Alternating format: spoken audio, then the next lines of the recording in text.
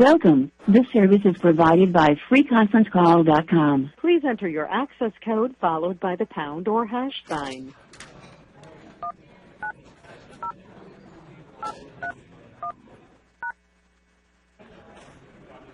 If you are the host, press star now. Please enter your PIN followed by the pound or hash. If you Thank you. You are the only participant in the conference.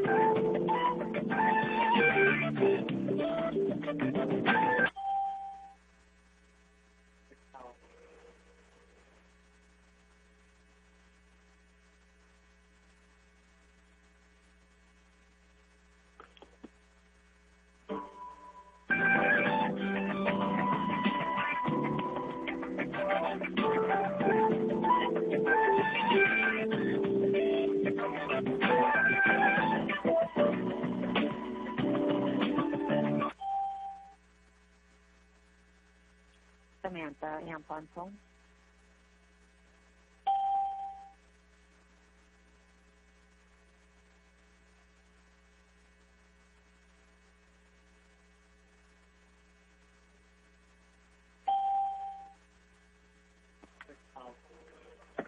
Mark Huffman.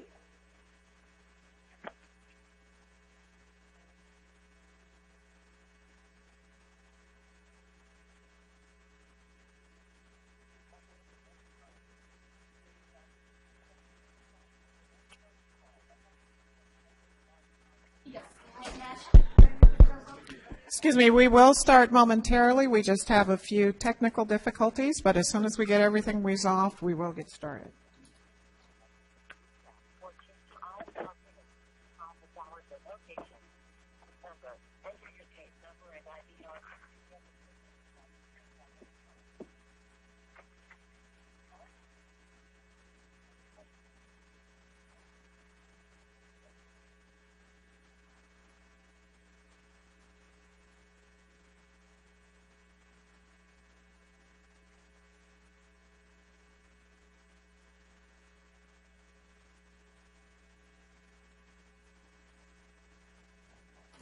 like to call to order the meeting for the Western Riverside Council of Governments for Monday, August the 7th.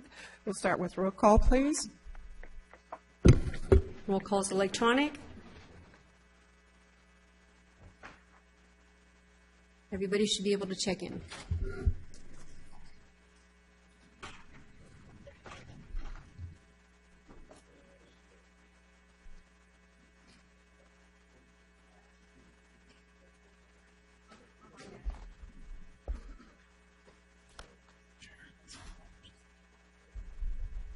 Chairman Franklin, could you please sign in, vote electronically? Okay.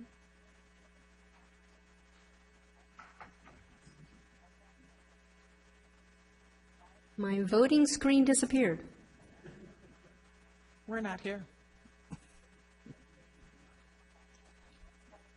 What goes back to the right?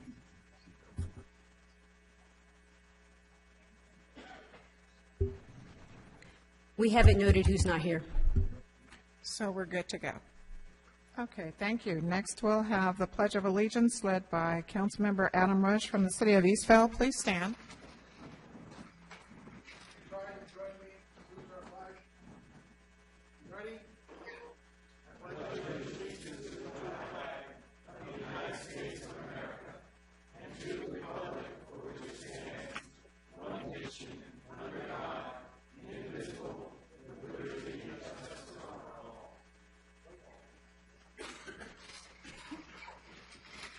Next, we'll have a special presentation for Jay Orr. Is he? He's here.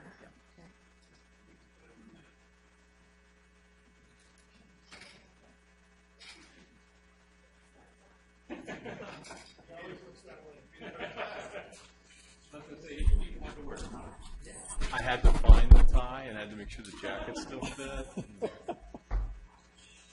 Well, on behalf of the Executive Committee for the WRCOG, we have a proclamation for you. And because you've done such a great job for us, we won't make you listen to me read the whole thing. But I would like to ask if you have any few words you'd like to say. Sure. I appreciate the recognition, appreciate working for the Board of Supervisors in this county, and appreciate all the work that we did with WRCOG and the cities. I'm excited about the work that you do, and I know I will be continuing interfacing with WRCOG and the county and my role in public health at the university and through the nonprofit foundation that I'm a part of. So thank you for the recognition. I appreciate it. Thank you. And we do want to really thank you for your support for the WRCOG for the many years and all the work that you did as Executive Director for the county. And we wish you well in your future endeavors. So I'll ask everyone to join me in giving you a round of applause. Thanks, Debbie. Appreciate it.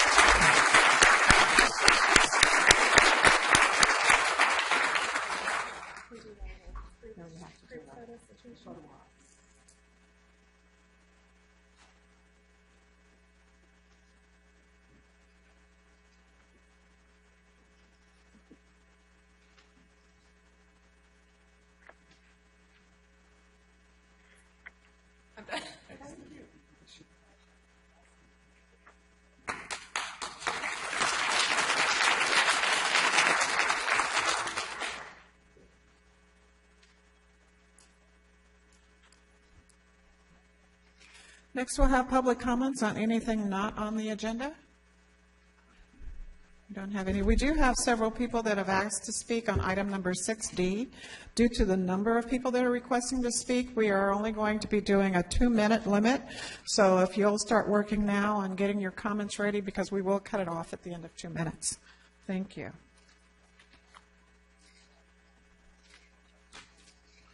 Next, we have the consent calendar. Is there anything anybody would like to pull?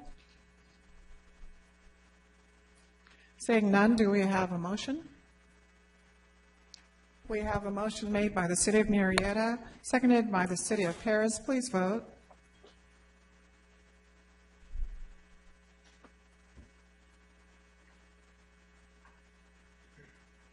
City of Hemet, please vote. Thank you.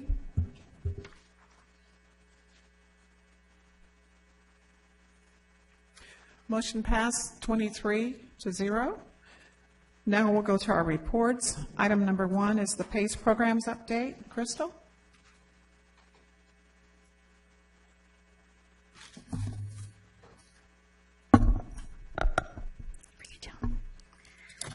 All right, good afternoon, Madam Chair, members of the committee, staff, and guests. My name is Crystal Adams, and I'm the program manager for the WRCOG PACE programs.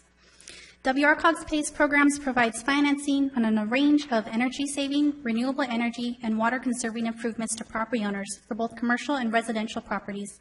These improvements must be permanently affixed to the property and meet certain criteria in order to be eligible for financing. This financing is paid back through a lien placed on the property. To date, we have the HERO program, the California First program, and we have the Spruce PACE program that's anticipated to launch this summer. At the June 2016 Executive Committee meeting, staff was directed to reach out to other PACE providers to gauge their interest in operating under the WRCOG PACE umbrella. This process would achieve mutual objectives of expanding PACE opportunities to the subregion and ensuring consumer protections and oversight under the WRCOG umbrella. Any interested provider is vetted by our PACE ad hoc committee, staff, and bond counsel, which is Best Krieger. This committee provides a recommendation to the Administration and Finance Committee, and there the Admin and Finance Committee decides whether or not to support this action to the Executive Committee. With this process, we have reviewed and approved 2 other PACE providers to operate in the WRCOG subregion, being California First and Spruce. Today, I'm here to request consideration of PACE funding to operate under the same umbrella. PACE funding has funded over 230 projects in California for over $9.8 million. They currently work with over 100 contractors and have relationships with others in the subregion who are eager to utilize this financing. PACE funding also offers 200% confirmed terms calls, once at the time of application and a second at the time of project completion. WRCOG staff visited PACE Funding's office in Los Gatos, and PACE funding has been vetted and recommended by the PACE Ad Hoc Committee. Last month, the Admin and Finance Committee voted to support the Ad Hoc Committee recommendation and bring it to the Executive Committee today. I also have James Vergara in the audience who's available for any questions. So what does this mean? When the Executive Committee adopts additional PACE providers under our umbrella, these additional programs are automatically authorized to operate in the WRCOG subregion once all the requirements have been established and the Executive Committee adopts the new program documents. Lastly, each member jurisdiction in the subregion may opt out at their discretion per an adoption of a resolution that is provided by WRCOG. WRCOG staff also provides outreach to each member jurisdiction to make them aware of the new providers in the subregion. Separately, as an update on the California HERO program, we have 371 jurisdictions that have adopted. To date, over 74,000 projects have been completed across California, totaling over $1.6 billion in energy-efficient, renewable energy, or water efficiency financing. In June, the City of Santa Rosa adopted into the California HERO program, and today their public hearing will be held to include them in the California HERO program report. Last month, the County of Tulare unincorporated areas adopted a resolution of participation to be included in the California HERO program. With today's actions, their public hearing will be scheduled for September 11th to be included in the program report. Also, in your folders, you have each received a snapshot of the work that has been completed in your jurisdiction for HERO. Madam Chair, I'm here with 5 requested actions for the Executive Committee. 1, to conduct a public hearing to include the City of Santa Rosa and modify the program report for the California HERO program. 2, adopt WRCOG Resolution 36-17 to confirm the modification of the California HERO program report to include the aforementioned counties. 3, accept the County of Tulare unincorporated areas as an associate member of the Western Riverside Council of Governments. 4, to adopt Resolution 37-17, declaring the intention to modify the California HERO program report and to set a public hearing for this jurisdiction on September 11th, 2017. And lastly, to support the Administration and Finance Committee's recommendation to direct and authorize the Executive Director to enter into contract negotiations and execute any necessary documents to include PACE funding under WRCOG's PACE umbrella. Thank you, Madam Chair and members of the committee. I'm available to answer any questions. Thank you. So we'll go ahead and open the public hearing, but we'll start with any comments from the committee. Seeing none, do we have any public comments? Do we have any callers online for the California HERO program? I hear none. Okay, then we can close public comment. Do you have a card? Have you filled out a card?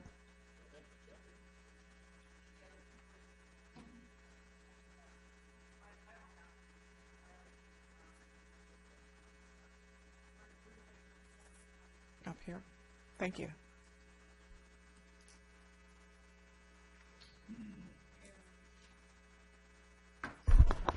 Okay, so my name's Tressie Capps. I'm with Toll Free IE.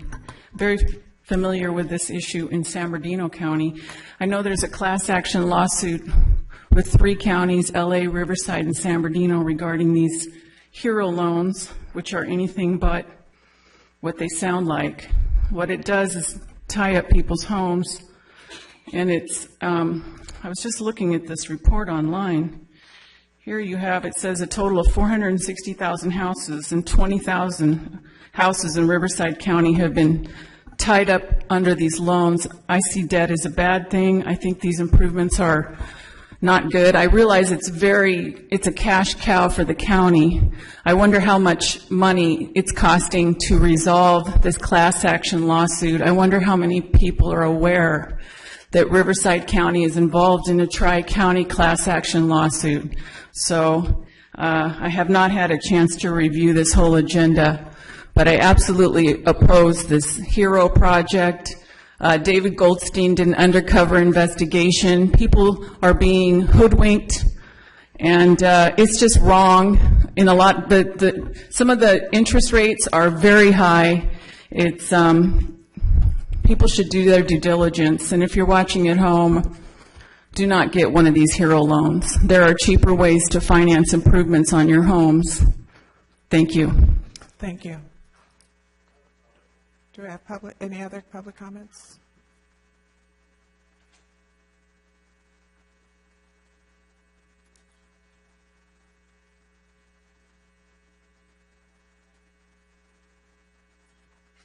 The HERO program. Can I ask you to please state your name? My name is Greg Stuska. Thank you. The HERO program makes you get a loan against your property at a high interest, which they plan to convert to a long-term loan at a lower interest. You're allowing these salesmen to come out to older homes or older people who live there. I was one of them. And they will talk me, you or anybody they can, into their fast-paced setup where you instantly follow for this loan that they want to provide you. And that loan is really high interest. I have a friend, he works doing the HERO program, and I went to him, of course, he's a friend, and he said to me that unless I was willing to get a loan from a regular bank, that going through the HERO program and getting a loan with them would be an outrageous expense. And as a friend of his, he said to me that I should avoid the HERO program because it's not financially good for an older person who could get a loan at a bank at a much lower rate. But you guys pushed this through. And to be backing it up as a city, I recommend that that's not really nice to the people who live here who are getting talked into these loans that are just outrageous. So I didn't want to go into debt at a high rate of interest, and I took my friend's advice, which this is his job. He's the guy who's doing the HERO programs. And these contractors that are supposed to be veterans and stuff, they aren't always exactly who they represent themselves to be. And you guys need to check that too. Has there been any checking on these guys? Thank you. Do we have any other public comment? Seeing none, we are closing the public comment, and we are now ready for a motion.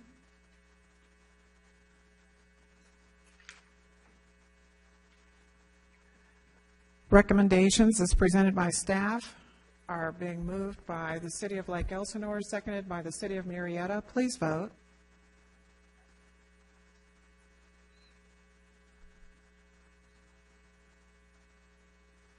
Morongo Band of Mission Indians, please vote. Thank you. District 1, please vote.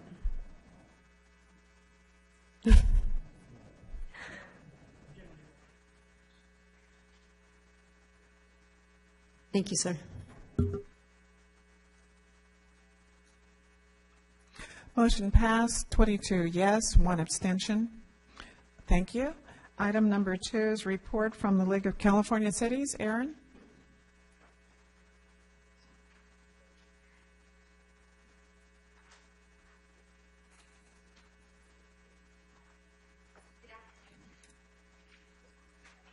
Try it again. Hello. Okay, there we go. Good afternoon. Thank you for having me here today. As you all know, the legislature is on summer recess until August 21st, so they are down here in the district. That being said, if any of you are having meetings with any of our legislators, I would appreciate if you could just maybe shoot me a note, let me know about that meeting so we can track that. A couple of items for when we come back for recess. SB 649, the small cell bill, that's something that we're going to be fighting very heavily come the end of August, early September. It's a tough battle for us. I just want all of you to know that we have tried to reach out to the author's office to propose some amendments. We're not really sure if they'll be open to that, but we'll definitely keep you posted. But if you haven't sent a letter in opposing SB 649, I would really encourage you to do so. Just a reminder what this bill is. It would basically allow AT&T, Verizon, those cell service companies to come into your cities and put their small cell devices on your power poles, your light fixtures, public right-of-ways. So without your approval on what the aesthetics are, and it would cap what you could charge them at $250. Definitely something that you should all be concerned about. Another bill that we're working on is SB 35. It's really just affordable housing in general. There was talk that with cap and trade, they were going to tie in some affordable housing as part of those discussions. That did not happen. They do say they will be taking up affordable housing bills and packages when they come back. We're supporting SB 540 that Senator Roth is carrying. That would give cities, you do CEQA basically upfront in designated zones, and that you would be able to approve projects for 5 years within those zones without doing CEQA for each one. One of the bills that we're concerned about is SB 35. This has to do with your RHNA numbers. Basically, it would require your cities to have affordable housing projects that they average out over 8 years, and if you don't meet those numbers, you would be put in the penalty box.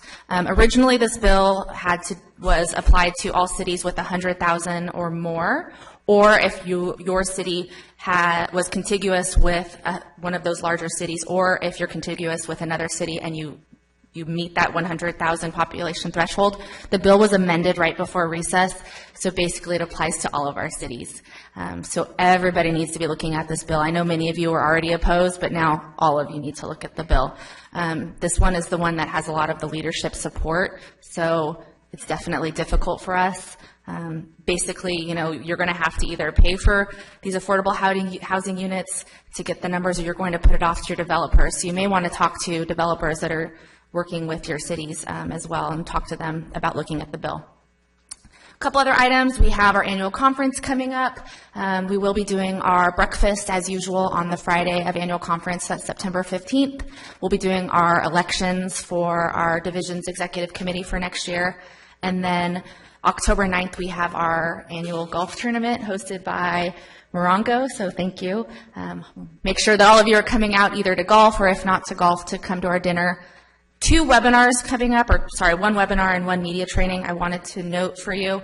We have a webinar on August 11th on the implementation of SB1. I know we've done this in the past, but not all of our cities participated.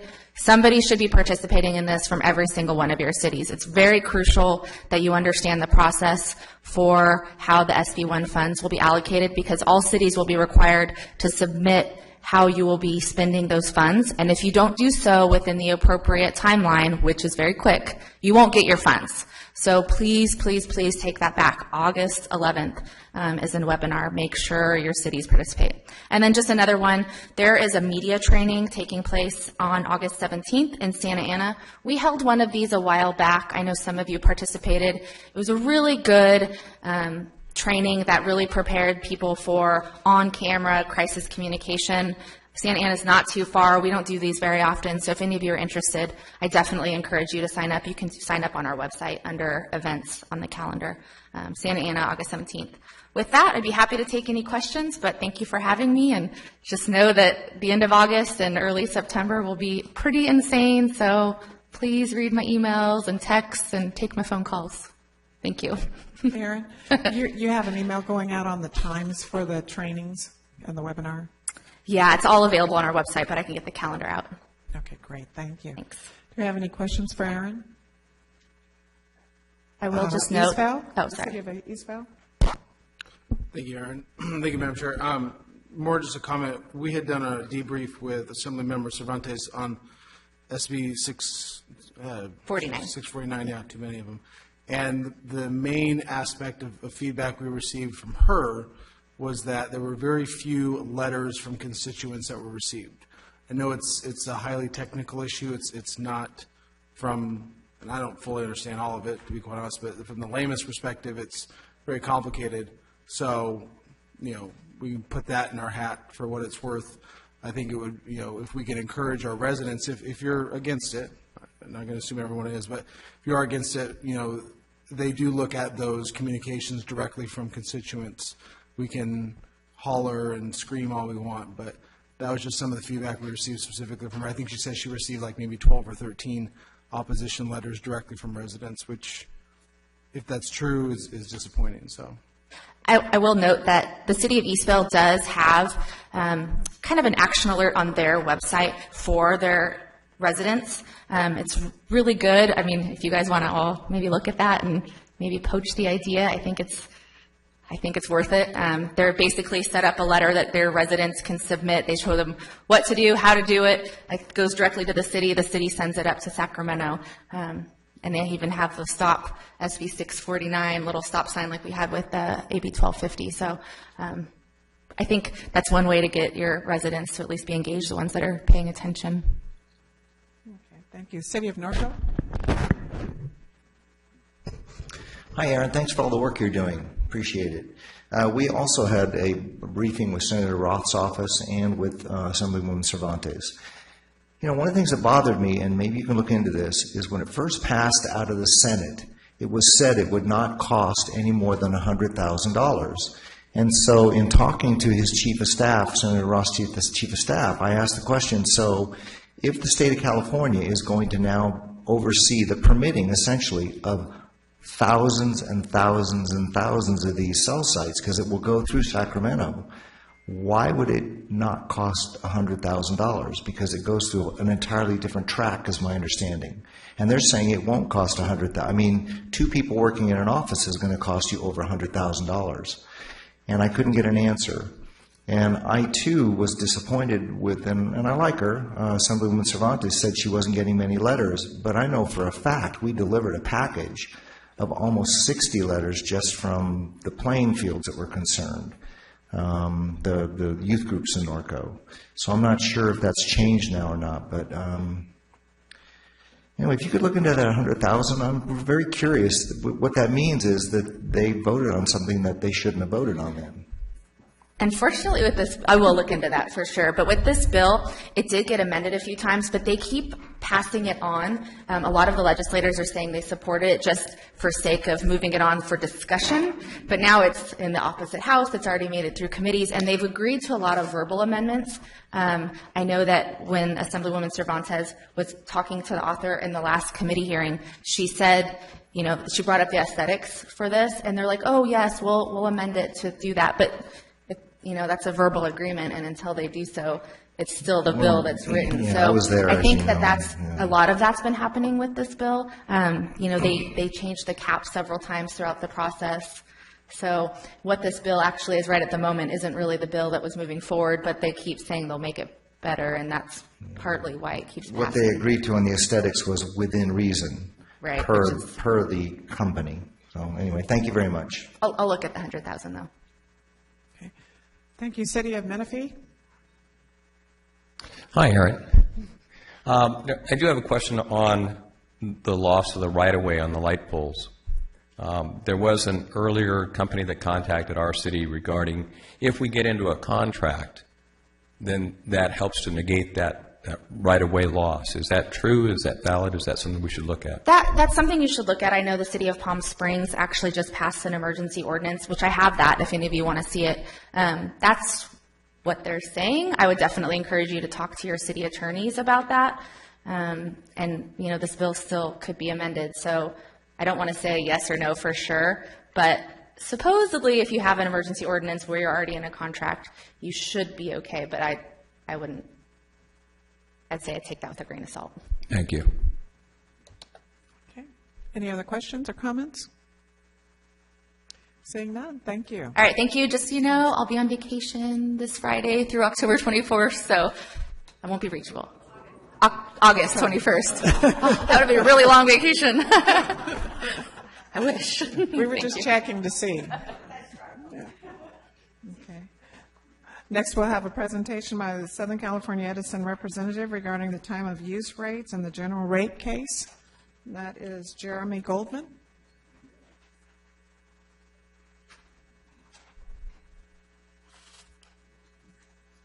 Well, good afternoon. I'm Jeremy Goldman with Southern California Edison. First of all, thank you for the opportunity to be here this afternoon. I have two of my colleagues who are walking down right now behind me, and they're going to give an update on, they're leaving me out here to dry, actually. So Andre Ramirez is going to touch on time of use rates for residential customers, and then Chris Vias is going to touch on the 2018 general rate case. But first, I just wanted to highlight a couple of key points about Edison and Riverside County.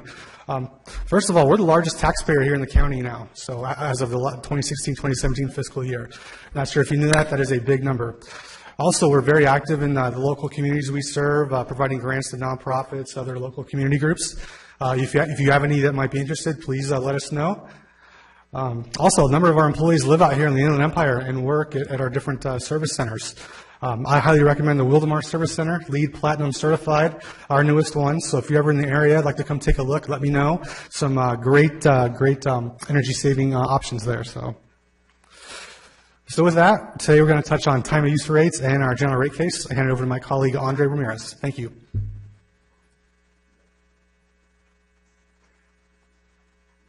Good afternoon. Thank you very much for having us today.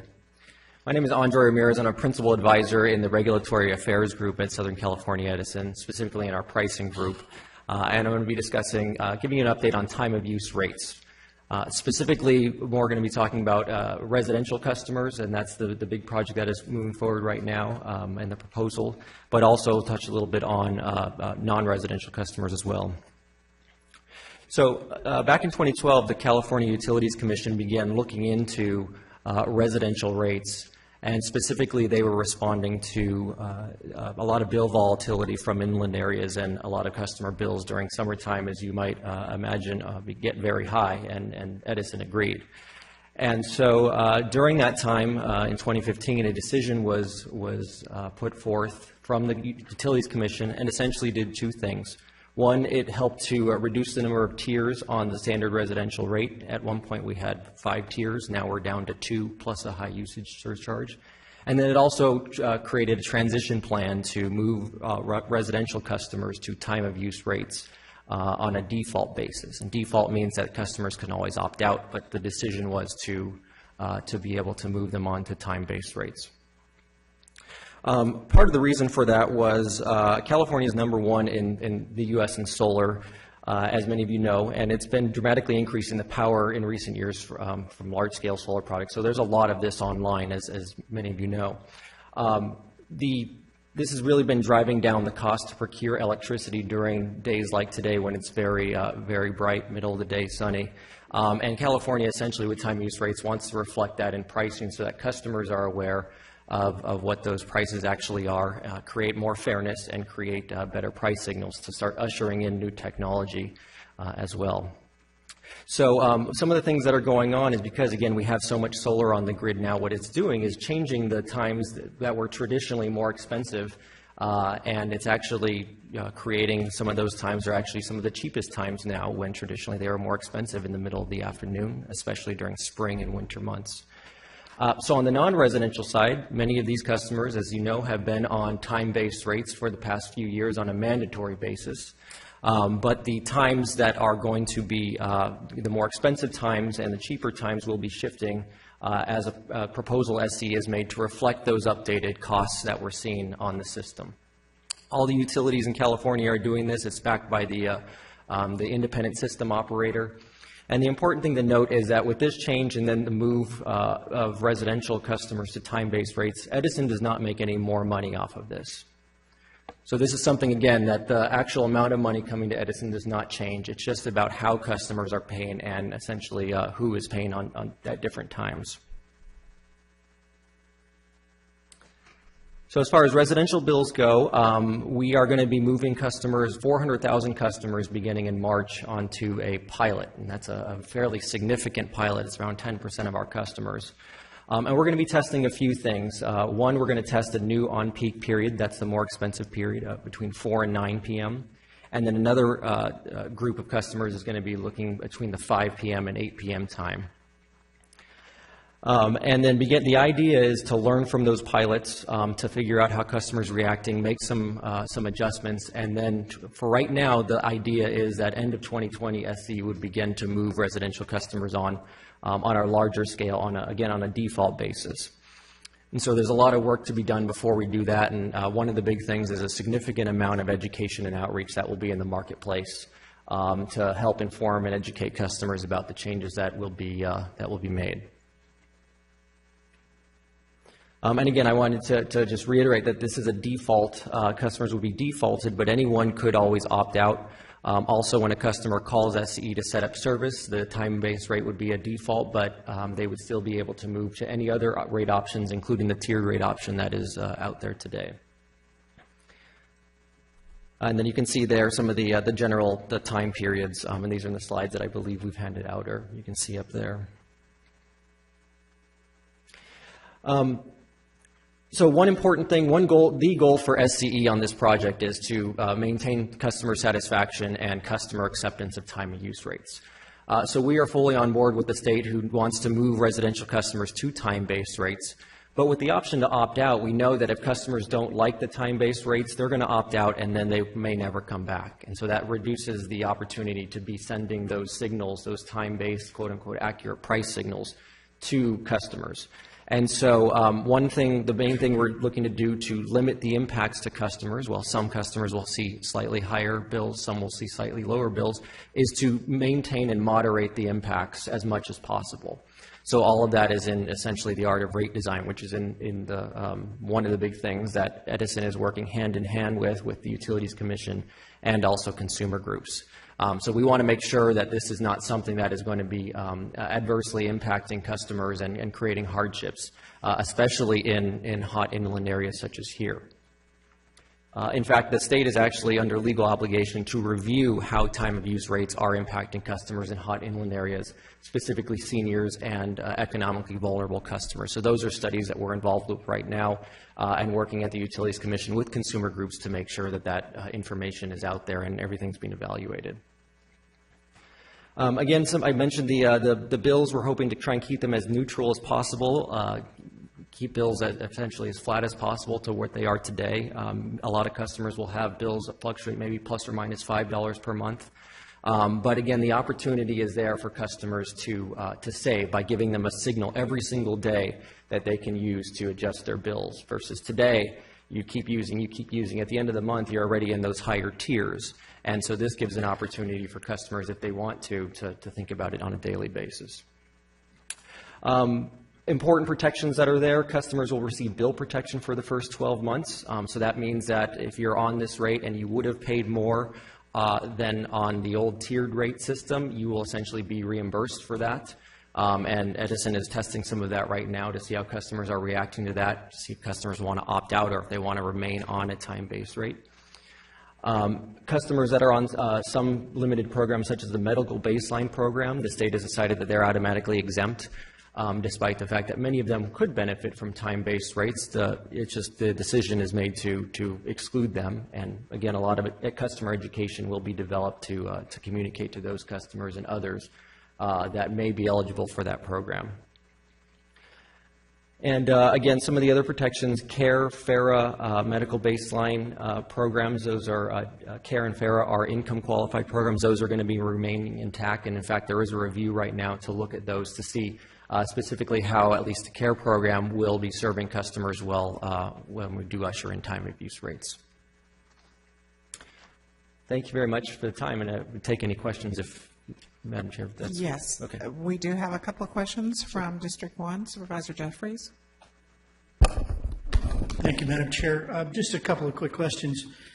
You mentioned hot inland areas, and I don't think you mean real estate. I'm assuming you mean temperature.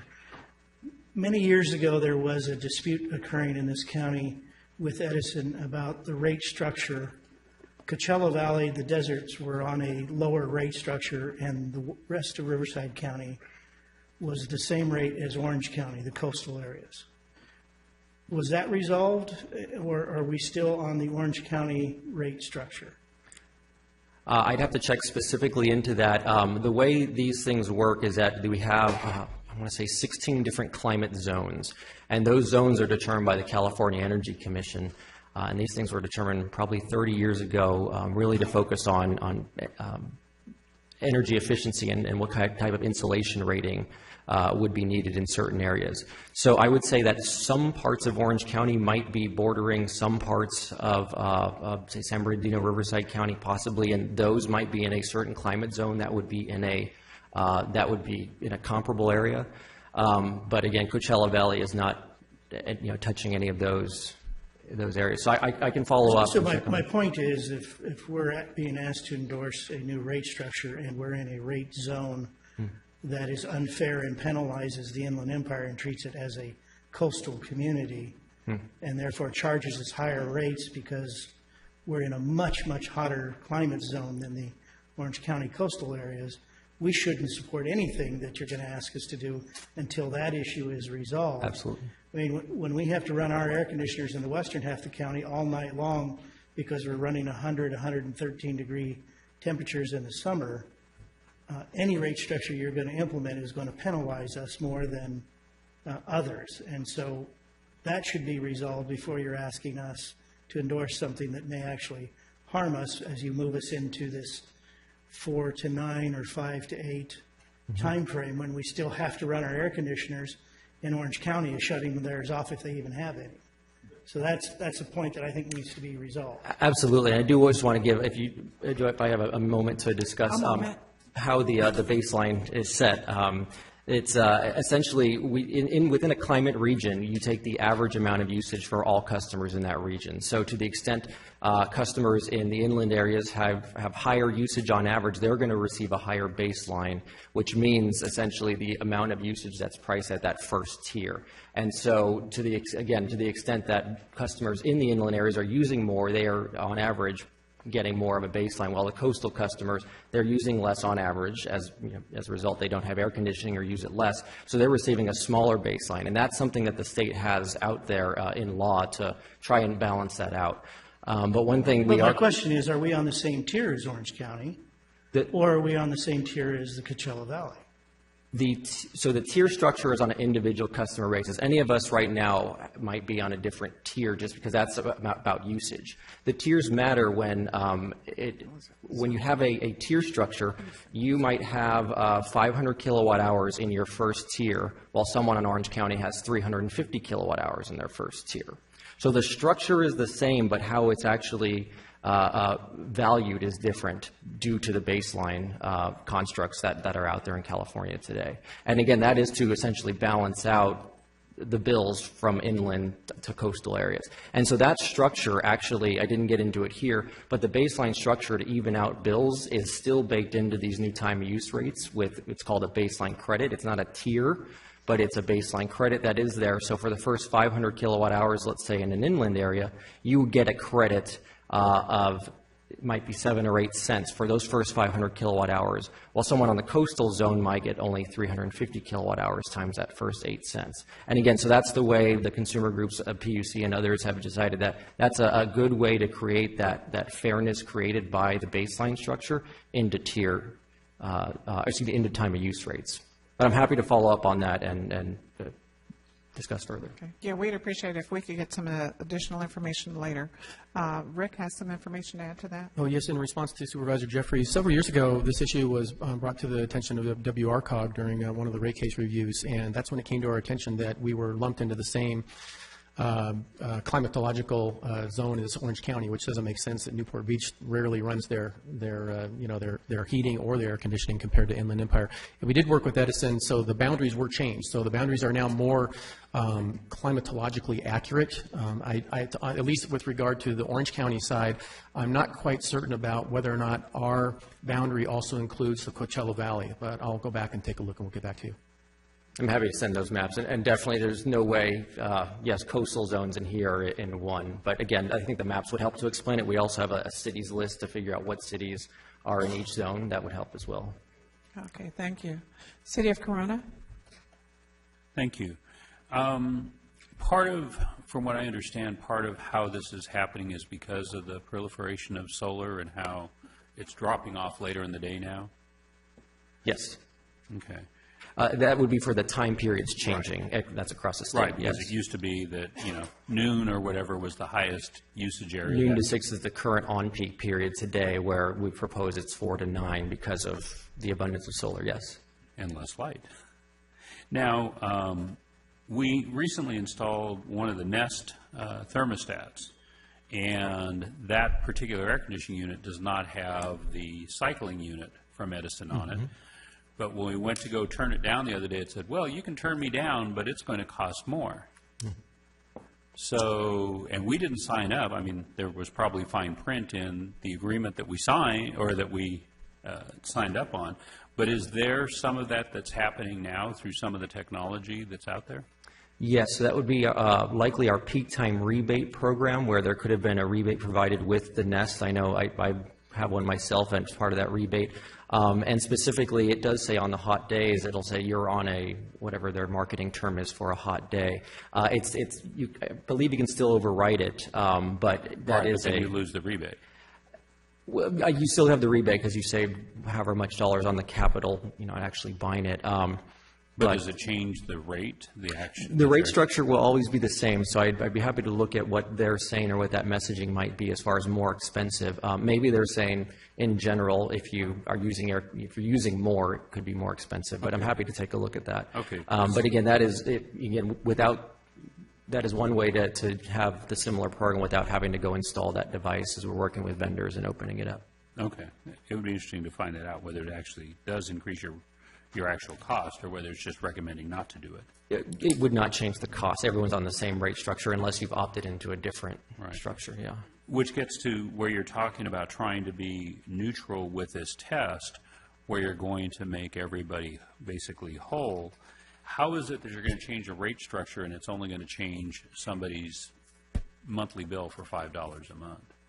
So in the rate design group, that's the group that I come from. What we essentially do is we start at cost, and we say, Madam Chair, how much time do I have? I'm trying to... About a minute. About a minute, okay. I'll explain utility rate design in 60 seconds. I've never been asked that, but I will try.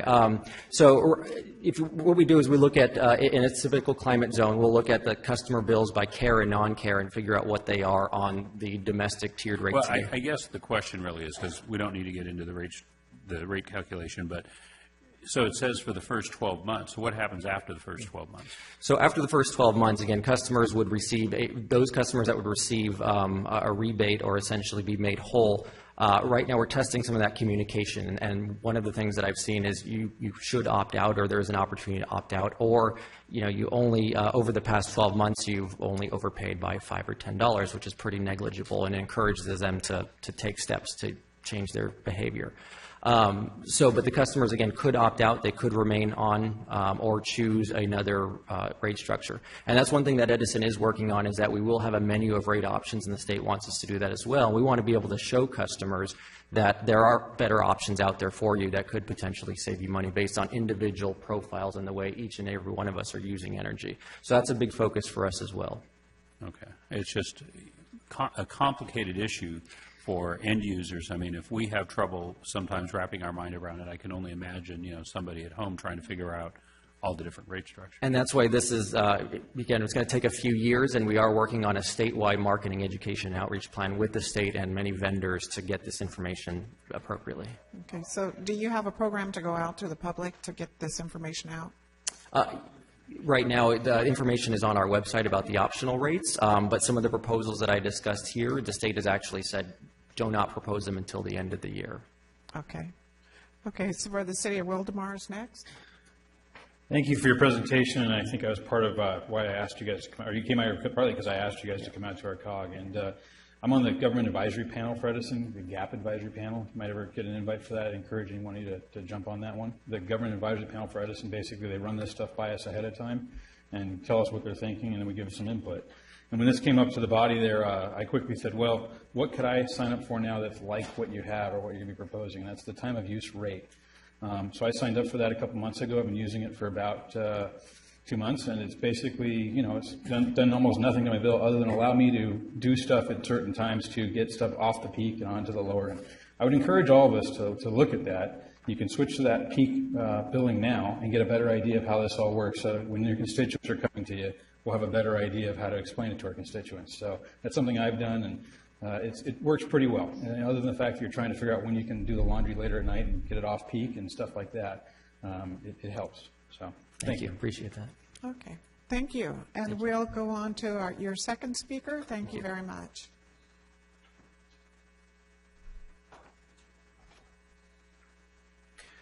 Good afternoon, Madam Chair and Madam Vice Chair and members. My name is Chris Villas. I serve as the lead counsel for Southern California Edison in its general rate case, or as it's popularly known, the GRC. I apologize that I didn't have my slides in electronic form. Can we advance them? Are we able to advance my hard copy in electronic form? Okay. And can I click back and forth? Actually, I don't have it. I'll just talk it through. And I did distribute hard copies. I have a few more in case folks need it, but I can talk us through the slides quickly. Thank you again. As I said, again, it's an honor to address the WRCOG and appreciate the chance to talk about our general rate case. Some people don't even necessarily know what a general rate case is, so I'm just going to start with about 30 seconds on that. Basically, California operates in a forecast-based rate-making system where the utility must provide a couple of years in advance reasonable estimates of what it expects to spend, and then must justify it in a contested proceeding in which many interveners, as well as an arm of the Public Utilities Commission, the Office of Ratepayer Advocates, works to work against Edison to test each and every one of those requests. The CPUC, of course, is trying to see if the rates are just and reasonable, and the utility's interest is in making sure that it gets the authorized spending that it needs to run its system safely and reliably on behalf of its customers and the communities that it serves. The reason that a rate case matters, and again in my slide deck I've got a couple of historical slides. I'm going to pass through those. They are there in case you wish them to get some more background, and I'm happy to answer questions on that either here or separately. The rate case matters because in terms of the revenues to operate a large utility like Southern California Edison, it provides 80% of SCE's operations and maintenance expense, 80% of the entire capital budget, the capital projects in each of your communities that Edison does, that creates jobs and it creates activities in the local communities. Those capital projects, 80% of them are funded through the general rate case. Importantly, the utility doesn't make its money from the general rate case. For capital assets that are used and useful, the utility is allowed to earn an authorized rate of return, and that is the principal mechanism by which the utility earns. So a higher general rate case request doesn't necessarily comport to higher money for the utility. It's important to sever those two things. And that is a separate subject that probably warrants its own presentation, so happy to, again, talk about that. I'd like to talk about a couple of key parts of SCE's current general rate case request. This is one where SCE is really pushing forward in the communities that it serves, including the communities of Riverside, in order to modernize its grid. Modernizing the grid basically consists of a whole series of capital investments with some associated O&M, but it's ultimately designed to foster safety and reliability by making the grid that will work for the next century. That means that we're starting now to make the investments that will provide a grid that will work well for Californians, Southern and Central Californians principally for us. And this grid will also help the California and the California Public Utilities Commission achieve its renewable energy and greenhouse gas emission goals, many of which have a 2030 deadline as set by the Public Utilities Commission. Very importantly, these capital investments that we are proposing in grid modernization are what are called no-regrets foundational investments. That means that they will provide benefits to your customers, meaning your citizens of your communities, regardless of which way future conditions work. We have carefully designed it so that these will throw off benefits under all realistic future scenarios. And I'll give you an example of what I mean. We all know about distributed energy resources and how they're coming in all of your communities. Nobody can predict exactly at what level they will come in and at what pace. There are differing opinions on that. The investments are designed to foster safety and reliability, and as an adjunct benefit to also help integrate help integrate distributed energy resources at whatever pace they come in. But importantly, they provide both sets of benefits, both classes of benefits. And finally, and just as importantly, this modernized grid will enhance customer choice and access. It will let more customers access the grid to manage their energy use and load. It will allow a two-way flow. We are reaching a point where customers will no longer be passive consumers of electricity, but through modern technologies may be producing their own electricity and selling or providing that electricity back into the grid for other customers or for the utility to use on behalf of other customers. So it will be a two-way energy flow rather than a one-way energy flow from utility to customer. The grid is aging. SCE's grid is aging, and we have a sophisticated infrastructure replacement program. And I say sophisticated not meaning that it's really complicated. It's sophisticated from an engineering standpoint. But it's really straightforward. It's replacing aging assets, many of which are past the expected life, in order, again, to make sure that the power that we deliver in your communities is delivered safely, reliably, and is clean and green efficient power. And finally, we are doing this throughout our service territory, but some of these circuits are within, to my knowledge, within the County of Riverside. We have what are called worst performing circuits. That is, when you look at the circuits that appear to be performing the worst in terms of reliability. We are trying to make sure that those circuits get to a much better performance level so they are no longer worst performing. The idea is if you have a classroom of students, you're taking the C students and raising their, giving them the resources they need to no longer be C students. This has personal importance for me because some of these worst performing circuits are located in some of our disadvantaged communities. Our disadvantaged communities most deserve to have the electricity performance be at least average and certainly better than that in my view. Those are the key parts of our request. I'll quickly go over just procedurally where we are in the case. We just finished 3 weeks of adversarial hearings. It's a regulatory trial. We'll have briefing. We expect a decision from the Commission, the California Public Utilities Commission after that.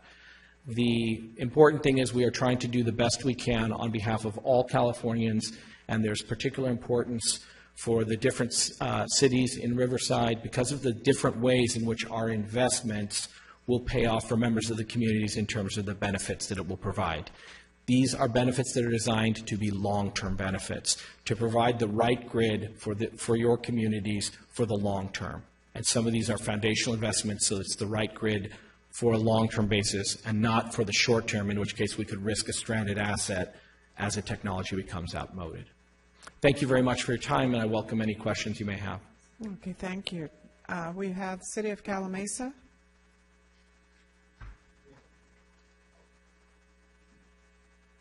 Hello? Yeah. I can hear you. Okay, so could you give us a percentage of what every capital improvement, an approximate percentage of what every capital improvement is cost per environmental, for instance, species, habitat, bringing up, in other words, the things that Edison has to do to make the environmentalists happy. Do you know what percentage of each project is spent on that in mitigation for? Thank you. And if I understand your question, sir, it's that is there a breakdown that breaks down by percentage the capital investments in terms of their positive environmental impact? As far as what Edison has to spend to mitigate those as per California and local regulations? We certainly, in the rate case, for all environmental impacts that, for compliance and other reasons, we are required to provide, and to the extent they can be funded through the rate case, that is found in there. I don't believe, at least in our showing on the evidentiary record, we've done the breakdown that I think you're bringing up, which is what percentage on each investment. How does it impact the environment? On an average, I mean, you know, whether you're building a substation, adding a new transmission line, doing whatever. Right. We don't have that in the case because things like that get so complicated in terms of environmental impact reports and other things that the Public Utilities Commission just reaches a point where they can't have more and more of a record. We already submitted several thousand pages of prepared testimony, tens of thousands of pages of supporting work papers.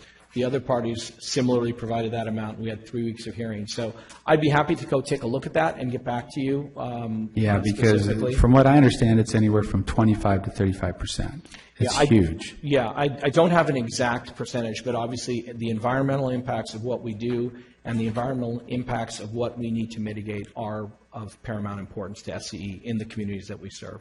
But I think that's an amount that should be put out there, because I don't know if people know how much is actually spent on that. Okay. I'll be happy to get back to you on that. Okay, thank you. Do we have any other questions? Seeing none, this is a receive and file. We thank you and ask that as this moves forward, if you make sure that our local jurisdictions are kept updated. Thank you very much, Madam Chair. I appreciate it, and we'll do so. Thank you. Next, we have item number D, Community Choice Aggregation Program. Staff.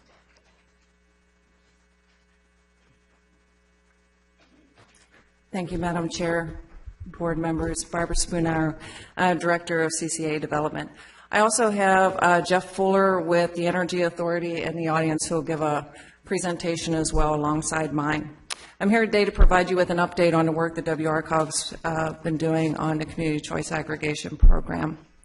And I do want to recognize staff has been working closely with Edison CCA staff as well as Edison's procurement staff, and they've been great to work with. We view this as a partnership. At the end of the day, the customer would both be the CCA and Edison's as well. Some recent updates. The County of Los Angeles, along with two of its cities, has formed a Joint Powers Authority, the LACCE Authority. It held its first board meeting on last Friday, August 4th. The LACCE intends on launching in January of 2018, providing electricity to its customers. The City of San Jacinto is in the process of doing its data testing with Edison so that San Jacinto Power can launch in the next few months. We're excited. Can't wait for that to happen. So a CCA under AB 117 allows local jurisdictions independently or to pull together under a joint powers authority to combine their energy loads to purchase power for its constituents, while the investor-owned utility, in our case Edison, still maintains the distribution, the billing, and the transmission lines. The CCAs are generally created to offer lower or competitive energy costs to its consumer, a greener power supply than the IOU, and to offer more localized programs given a consumer choices for the power that they receive. A CCA is not a new idea, and we're not looking at creating something the first of its kind. We have currently 7 operating CCAs, Marin County being the longest of 7 years, Sonoma County following for 5 years, and the City of Lancaster hitting their 2-year mark. There are 8 CCAs that will become operational during 2018, and then there's an additional 13 regions throughout California that are still examining the CCAs and the feasibility. Today I'm going to cover 5 different areas. These include the draft bylaws, JPA agreement, scope of work, selecting of a local marketing firm that we've been working with to come up with a CCA name that I had hoped to have revealed today, but we're down to some final choices, so we hope to get that out. Who we have interviewed and are recommending for entering into contract to help us with CCA operational support. And I have the Energy Authority here to provide a short presentation. And then following up and wanting to come out and do meetings with each of the member jurisdictions, either at city councils or study sessions or one-on-one with various council members, just to present the CCA concept and to answer any additional questions that the cities may have. If I may, Madam Chair, as the county's not participating, I'm going to excuse myself from the rest of this presentation. Okay. Are you coming back? Please. Excuse me, we are not having comments from the public at this time yet? Thank you, Madam Chair. Members recently received a letter regarding WRCOG's work on the CCA. A formal response was sent to you last week. I'd like to cover some of the specific areas or specific comments that were made. Also, you received another letter today, and staff is in the process of preparing a formal response that we will get out to you, each of your cities, within the next week. So an exit fee. What is an exit fee, or the power charge and difference adjustment, the PCIA? It's a fee that's charged to a CCA customer, and really what it's to do is to cover SCE's stranded costs for the power that it's already purchased for its consumers. WRCOG's feasibility study does take into account a high PCA charge. Recently, the California Public Utility Commission, the PUC, has opened a proceeding to discuss the methodology, accuracy, and transparency of the calculations. The CCAs in California, as well as in the IOUs, as well as Edison, agree that the PCIA hasn't been performing accurately and really recovering their costs, and no one's disputing that. The question is, how can we come together and come up with a methodology that is accurate and truly recovering the IOU's costs that need to be recovered?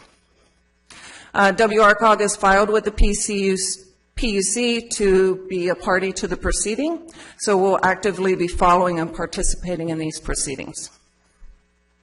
Another comments regarding CCAs using renewable energy credits to keep the costs low. Again, WRCOG's feasibility study does not assume any unbundled RECs.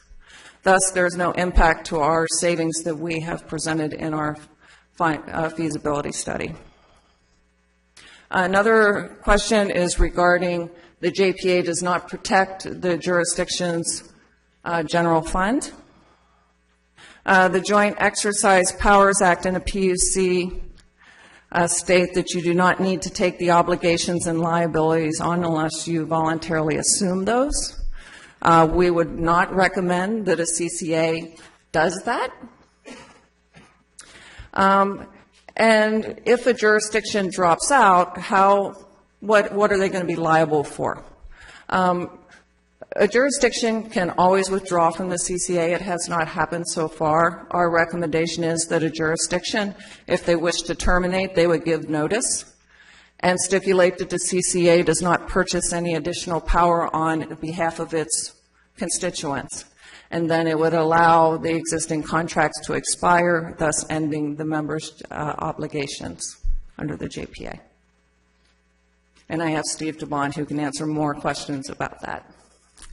I want to provide you with an overview of the governance documents and staff responses.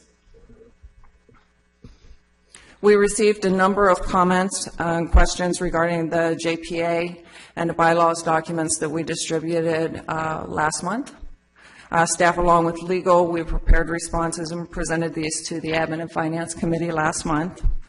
It should be noted that these documents are still draft and will be used as a template as staff goes out to present the concept of the CCAs to the interested jurisdictions. There are areas that still need decisions made, but a consensus of the Admin and Finance Committee was that those should be made by the new agency. And again, the requested actions that we're seeking from the Executive Committee does not bind WRCOG or any of its member jurisdictions to participating in the CCA. The determination for participating in the CCA will need to take place at the local city council and or board of supervisors level, and we anticipate that there will be tweaks to the documents as we move forward, and cities who are actively interested in participating in forming the new CCA agency, those documents will be finalized. So comments were regarding alongside the purpose. Comments were that the purpose was very broad. Response was that the purpose was intended to be broad.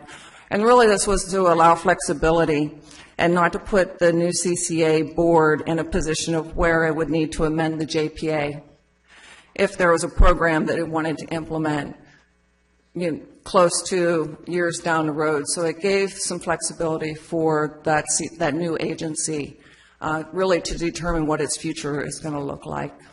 And the Admin and Finance Committee agreed.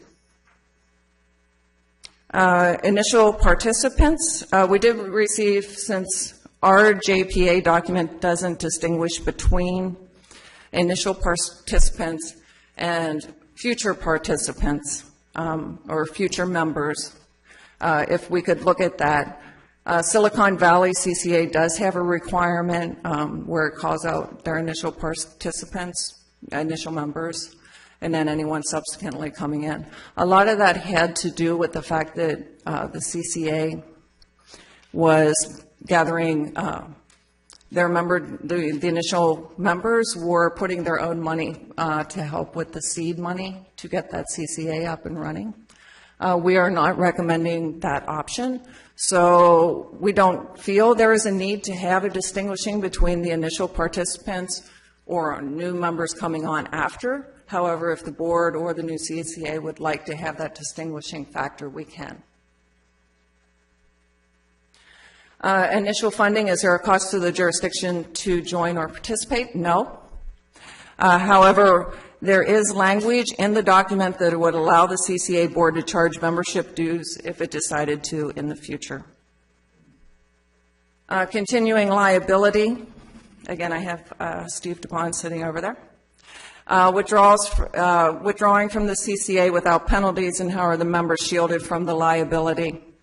Again, this is where we talk about jurisdictions, if they are looking to withdraw, give notice, and have the CCA no longer purchase any kind of power for their residents to allow those contracts to move away. And that the CCA does not voluntarily assume the liabilities. Initial administration of authority, how was the three-year term decided to work with WRCOG as to administer?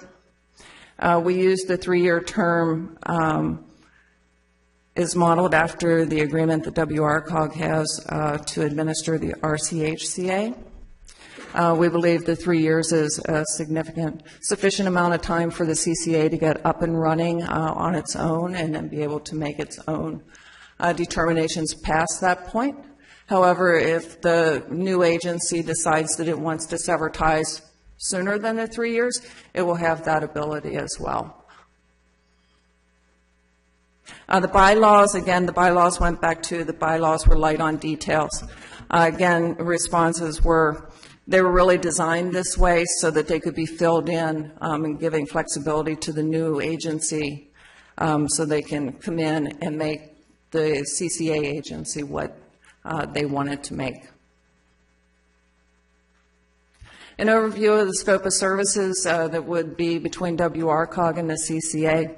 WRCOG would provide the staffing supplies, legal services, consultant services, equipment, board member stipends, board member staff expenses, reimbursements. Reimbursements costs would be provided at the same rate charged to WRCOG. So there would be no markup. It would be a straight across the board. What it costs for us to operate the program is what the CCA would pay. Outreach and marketing staff is working with the Creative Bar, which is a local branding and marketing firm. We believe that working with the local firm will really help us develop a brand that meets our goals and objectives for the CCA and really represent the subregion. The Creative Bar has hosted several interactive sessions with staff. We had jurisdictional members participate as well. We are down to, I believe, 3 or 4 names that we're considering. We hope to roll those out in the near future. CCA operational support. In April, WRCOG as well as Coachella Valley Association of Governments closed an RFP for operational assistance. We received 9 proposals and we interviewed 6 different firms. CVAG and WRCOG then did a second round of interviews with the top 2 firms. From there, we are recommending that the Energy Authority, or TEA, along with EES, be recommended to the Executive Committee. EES was substituted into the team because their familiarity with WRCOG and CVAG and their expertise in regulatory filings, rate settings, and relationships with SCE executives. TEA is recommended because of their CCA experience, credit offerings, and depth knowledge of power markets, and expertise in dealing with the CCAs. With that, I'd like to introduce Jeff Fuller from TEA, who will provide a brief overview of his team.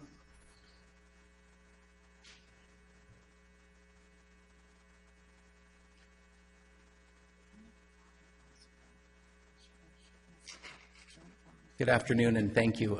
As Barbara said, my name is Jeff Fuller. I'm Director of Client Services for the Energy Authority, or TEA. TEA is a not-for-profit power marketer that's been in business. Actually, we're celebrating our 20-year anniversary this month. We're owned by 8 large public utilities across the country and provide services to approximately another 40-plus entities on a fee-for-service basis. Oops. So I just have a couple of slides here to introduce our team and provide a very high-level overview. Oops. Oh, there it goes. Sorry, I can't figure out the clicker here. So it is a team that we've proposed here. The Energy Authority would be the lead contractor for this work, but we're also partnering with Calpine Energy Solutions and Lean Energy US as our other 2 partners. Our roles and responsibilities, the Energy Authority will be responsible for the procurement activities, forward procurement strategies, risk analysis around those.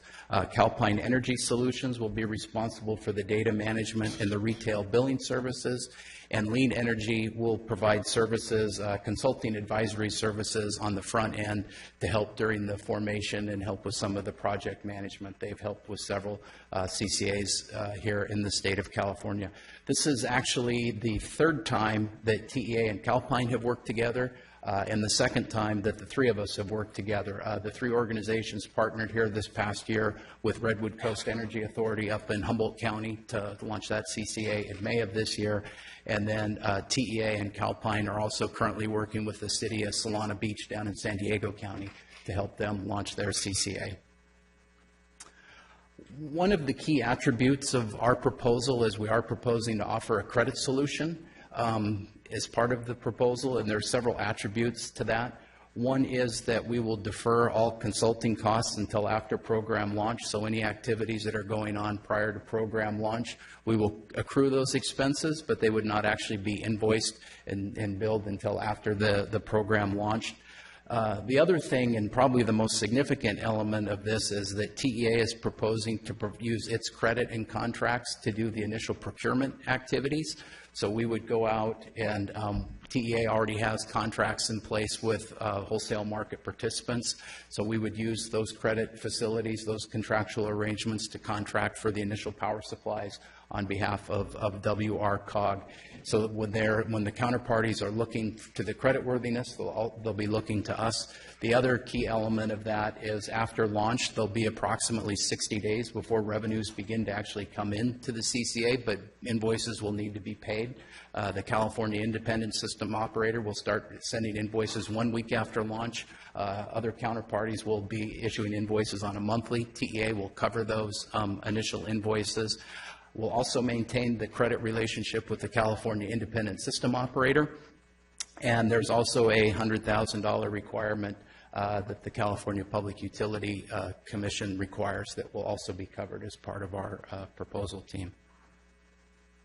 I won't read through all the details on this chart. This is a very busy chart on the proposed timeline. A couple of things that I will highlight is depending upon how quickly things move forward, it's probably approximately 9 to 12 months between today and when the CCA would be ready to launch. There's a couple of dates out there that I will highlight that are dates or schedule requirements by statute that are beyond our control. One of the things you may have heard is that we'll have to file an implementation plan with the PUC. This really lays out how the plan or how the CCA will be operated, its sources of financing, its resources, and such. There is a 90-day review period that the California Public Utility Commission is allowed to review that implementation plan. So once filed, there'll be 90 days. The other dates out there that are dictated by statute, I think as everyone knows, the default assumption is when you go forward is that customers will be included in the CCA. However, customers have the right to opt out of the CCA, and there's a requirement that in the 60 days prior to launching the CCA that 2 enrollment notices be sent out to customers notifying them of their enrollment in the CCA and giving them the right to opt out.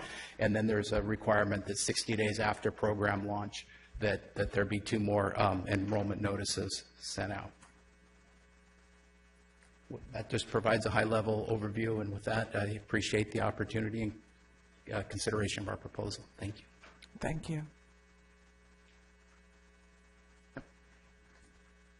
And finally, meeting with jurisdictions, staff is requesting the ability to come out and provide an overview and concept of the CCA to either your city council study sessions or individual city council members.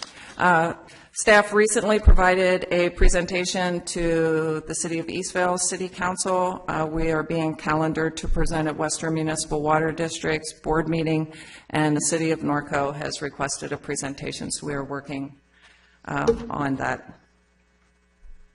Path to completion staff timeline.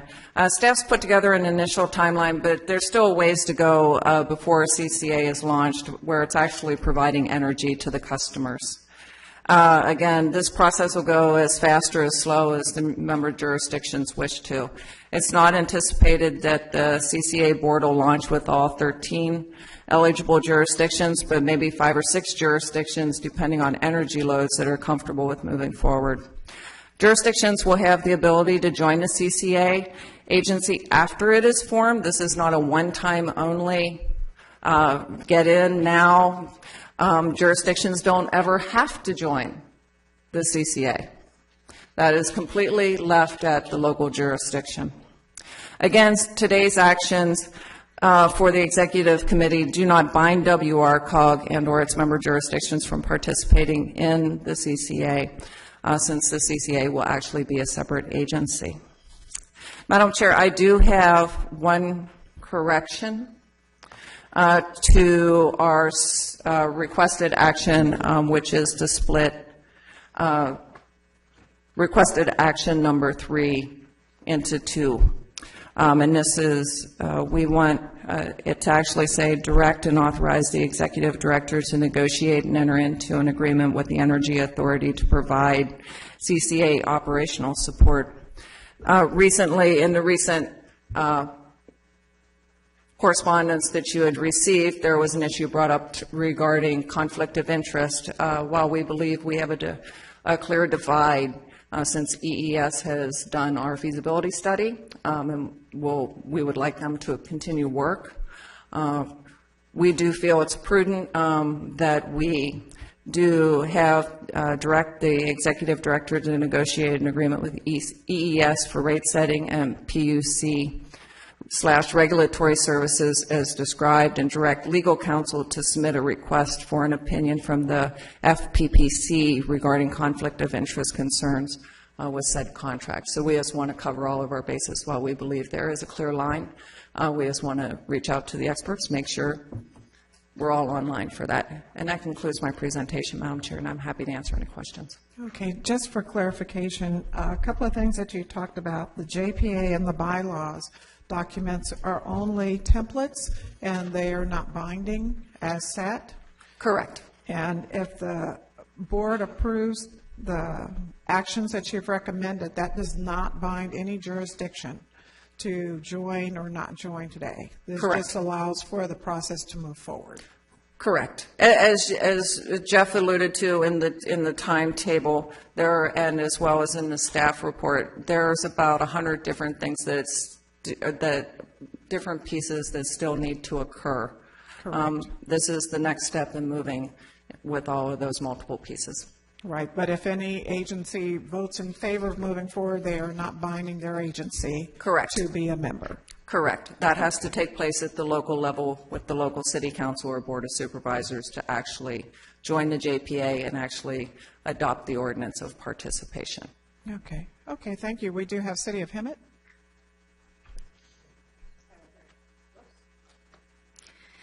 So I have some questions with regards to what is the normal length of a contract? What do we anticipate that normal length to be? Is it up to the jurisdictions, or is there a length of contract in mind for those to adhere to?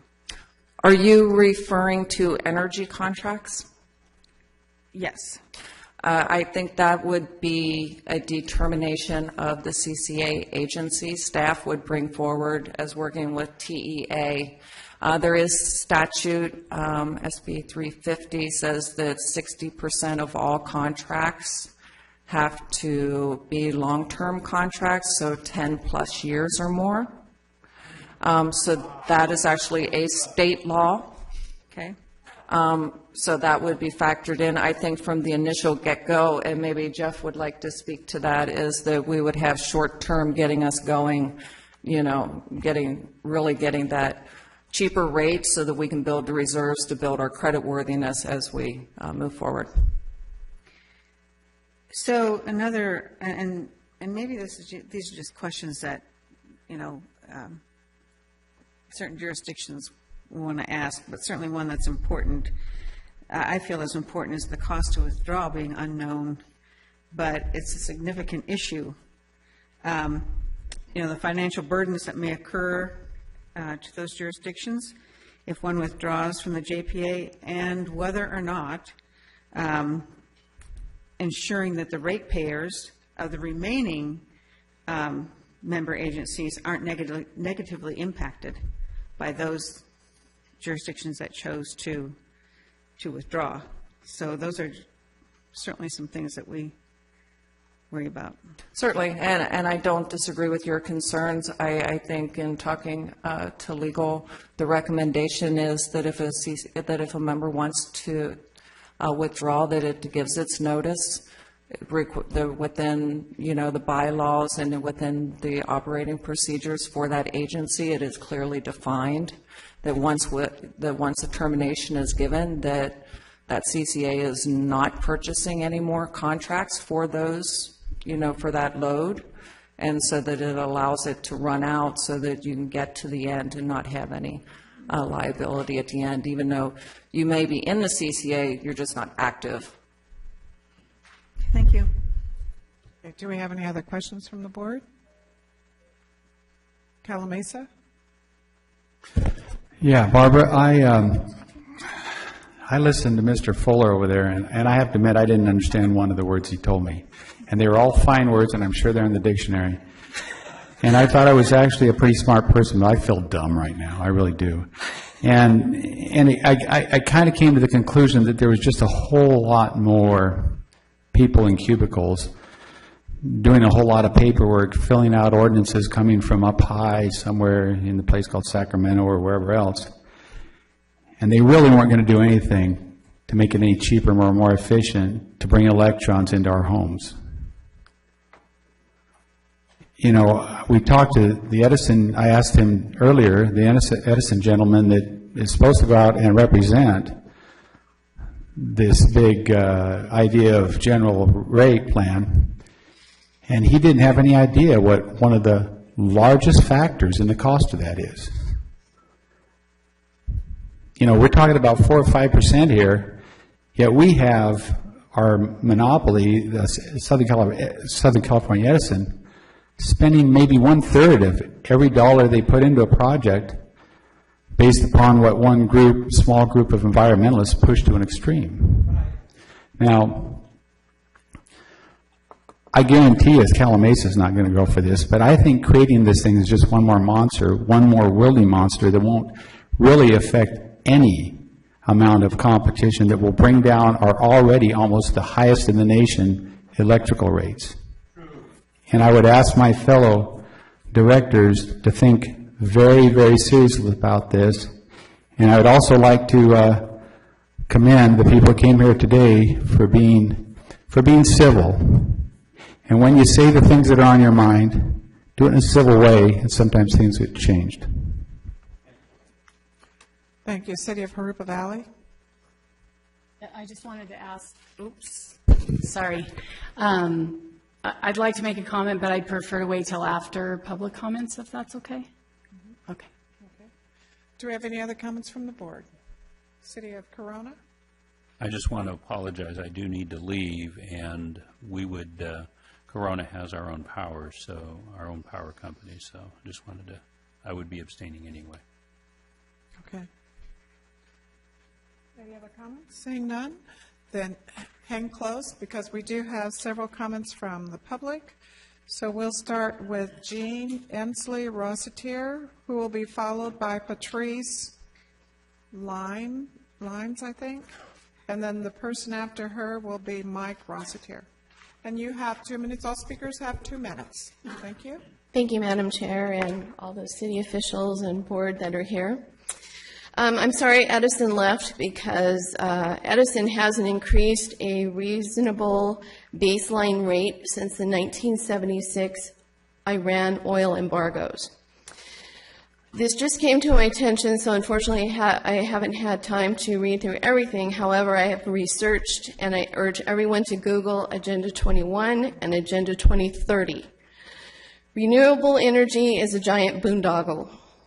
What renewable energy is about is power, money, taxation, land grabs, and future job losses.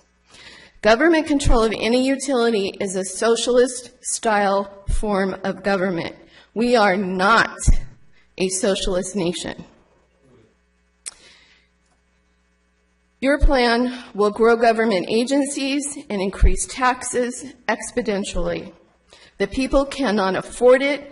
We are taxed enough already, and this is a bad plan. Don't be fooled. Do your homework. Look into this. Citizens out there in Riverside County, I speak on behalf of my family from Corona, Wildomar, Eastvale, and I am from the great city of Beaumont. This is bad for everyone. It will not help us. Seniors are barely making it. Low-income families are barely making it. And there is no amount of taxes. There's not a cap of how much they can raise on this plan. You don't know where it's going to stop. 10 years, if you don't like it, you're stuck. It's going to cost all the cities millions of dollars, and our taxpayers, we don't want to waste any more money. We've wasted enough. Thank you. Thank you. Patrice?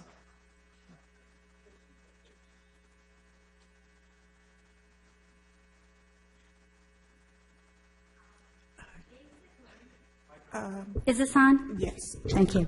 Basically, I don't think the government should get into the electrical business. Basically, in this agreement, under 6D, the TEA, or Energy Authority, asks for a startup of 400K, and then 5 to 8 million for a few months, and then other costs, and 21 to 50 million for power procurement in the first year. In the JPA agreement under 4.5, it states, in the event the program or the CCA does not become operational, WRCOG shall not be entitled to any reimbursement of the initial costs.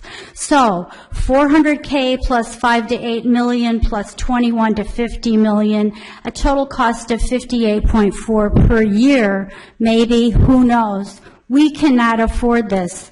Regardless of this enormous cost, the CCAs will use brown energy and this greenwashed, thereby increasing greenhouse gases. Last time I was here, someone said they were a mom interested in saving a buck. Well, so am I. And CCAs do not save you a buck. CCAs have failed in San Francisco, where rates went up 4 times before they discontinued. In Marin, the gold standard, CCA customers have never had a rate reduction. So why should Inland CCA theorize 3 to 4%? If a business plan cannot give you more than a 5% return on investment, please toss it. Please vote no, at least table this item, and let Jim Phelps and Dan Titus give you a presentation on why this plan is flawed. In my opinion, this plan is a money pit. Also, AB 1110 will not allow RECs to be used by 2020. Thank you. Thank you. Mike Rossiter?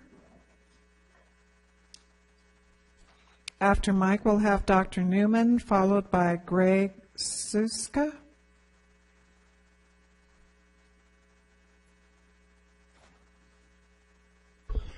Greetings. My name is Michael A. Rossiter. I live in Beaumont, California. I'm a Vietnam veteran. And what I'm here for is, number one, we elect city councils. We elect county governments, and we elect state governments and federal. Why do we need to have repetitious of more bureaucracies that we all have to pay more taxes for? This is a boondoggle. It's nothing but more cash, more taxes. Has anybody up here missed the news about Venezuela being a state-run? Everything is state-run. Are we going to turn Riverside into Venezuela, or just the rest of California to go along with it really quick? And that is all I have to say. Thank you. Thank you. Dr. Newman?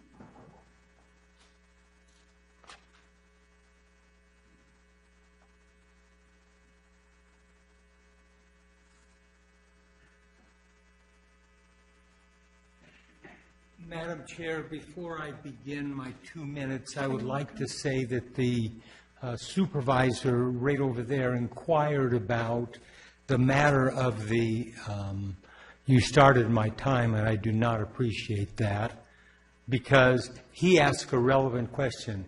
I testified before the PUC here about the issues of rates. I requested feedback from Edison about that. They had adequate information to contact me. They did not respond. Now, I also want to thank the woman from Hemet for asking intelligent questions, and Jeff Hewitt, who has now stepped out. Oh, there he is. Because he asked the right questions.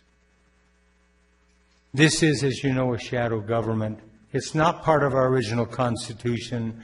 Regional governments are not accountable to the people. They do whatever they choose to do, and they're not elected by the people. You were elected to serve in Banning, and he in Calamasa, and her in Hemet. I'm not going to be able to cover the points I wanted to cover because of lack of courtesy and lack of interest in receiving input from the public. I well realize this is a well-greased machine already with a tremendous amount of public money being spent. My input is get out of the community choice aggregate program. I end with get out of the community choice aggregate program, and I have a number of reasons for that. I yield the remainder of my time to myself. Okay. Thank you. If you have any documents that are written, if you would like to give them to the clerk, and then she can distribute them to the board. Okay, thank you. Next, we'll have Greg Suska. And I'm sorry if I said your name wrong. Thank you for listening to me. You people are the managers of our tax dollars. Spending money on this government-run situation, well, we all know what government does. It doesn't do it better. It does it worse. It costs us more money. It just doesn't work. Got a new fan over there, Jeff Hewitt. I'm happy to hear him come out against this, as I am against this. Allowing a government to go together with a corporation is just bad. Just common sense-wise, it's a bad idea. For one thing, if Edison is the only one that we can do business with, well, then Edison is too big. We need two Edisons. Break it up so you have two men or two businesses competing for our business. You guys manage the tax dollars. You need to get a bid. I'd like to ask what management, since you guys are managers here of cities, what administration policy have you invoked to check what these men are saying to you? They're offering you a service. They say they want to change the rates. We all know the reason they're changing the rates is to make more money. You all should just say no on general principle. You want to open up my pocketbook to them, and they're going to make the rates. If they want to make the rates, take heed. That means the rates we have right now are better than the ones they provoke, that they want us to adapt. Don't do it. It's like having a contractor on your job, and you're telling the contractor, okay, well, this is our agreed price. Well, they can change it. She wants to add a membership fee to this program at a later date. We haven't talked about how much that's going to be or how much it charges everybody who has to use it. So do the right thing, vote no on this, and remember, I'd like to see a study on what they have to say, whether it's accurate or not. I don't see that study anywhere. Okay, thank you. Thank you. Thank you. Next, we'll have Gary Guillermo, I think, followed by Tracy Capps.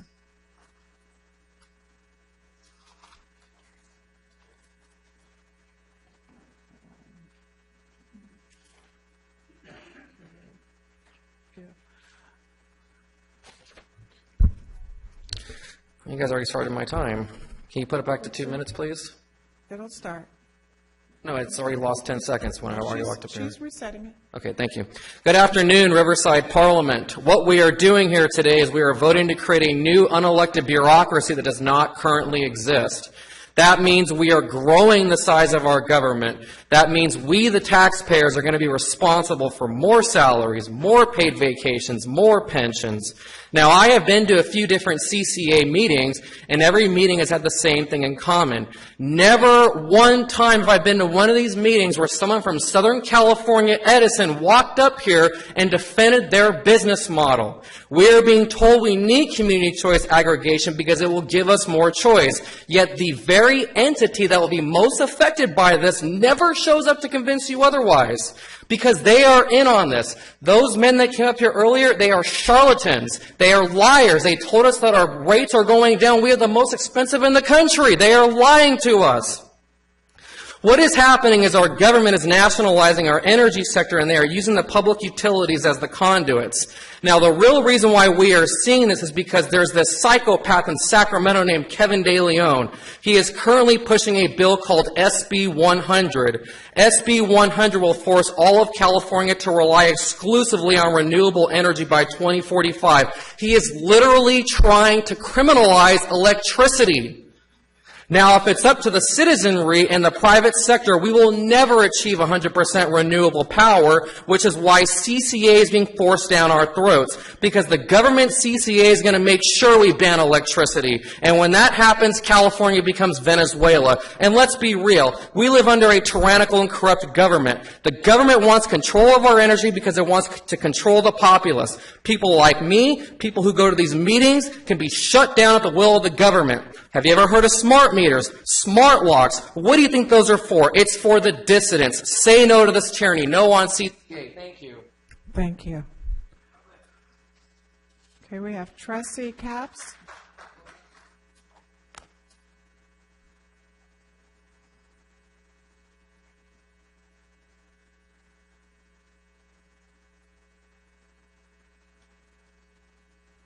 Trustee Capps, toll-free IE. Gotta love the acronyms. T, lean, hero, to the rescue. It all sounds so great, but it's not. It's a giant scam. And I hope you guys will have the wisdom to not go along with this. You were voted in to represent your individual cities. Now, the people who live in your cities will have to opt out of this program. They'll have to know to opt out. If it's so great, why wouldn't they just opt in? Well, you have a choice with your cities, and you can opt out at this level, and I certainly hope you will. And I've got some hope from two of the people I've heard here today. Don't be a rubber stamp for this stuff. The most important page of your agenda is the very last page, 391. Please review it very carefully. A lot of research went into that document, and I suggest you study it. The rest of the crap in there, this is all just a big scam for money. Look at this. Climate change fight worth $9.1 billion. This is all about money. Mr. T guy over there, he's not going to make you pay until later? Oh, wow, thanks a lot. Seriously, you guys just need to, please, please, please, consider what you were elected for. If you're a Republican, you have no business voting on this sustainable stuff anyways. And the citizens are waking up, and people are starting to lose. They're getting recalled. Chad Mays, we're watching. Thank you. Thank you. Do we have any other public comment? Yes. We have one more coming up.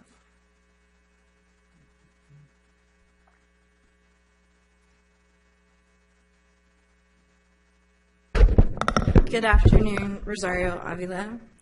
I'm from the Coachella Valley, and I would like to encourage everybody here from every single city to go onto the Coachella Valley Association website, and you can find on March 13th, there's a memorandum, and I would just like to read this to you if you can pay attention to the tone. It says, the audience, the CVAG executive director went to a CCA meeting in San Diego, and it says the audience consisted of various like-minded individuals from the government sector as well as private companies who were either in the process of implementing a CCA already or already operating one. What's missing from that is the community, the public. So the government and private corporations are presenting this. They're coming before you as salesmen and women, and so I would like you to consider that so far the community has not had a choice, a say in this, and how corporations are coming to you for jobs, and instead of you thinking of the consumer and trying to make utilities public, they're kind of presenting this in front of you. And so if you can all consider the CVAG memorandum of the CCA, another thing it says is start now, don't wait. Again, the tone. Don't rush things, please do your due diligence. It says there was a general consensus, well, my time's almost up, but please, you should be able, between your 5 city council members, all 5 of you, to respond to your constituents and explain to them what this is. Thank you. Thank you. Do we have any other public comment? Seeing none, we'll close public comment at this time. Staff?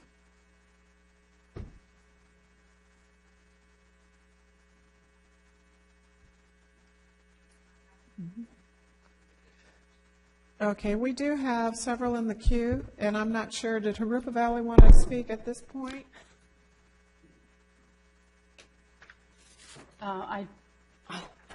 Sorry, I'm used to being on the other side.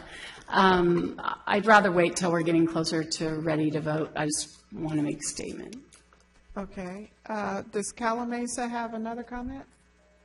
Or are you just left over from the last?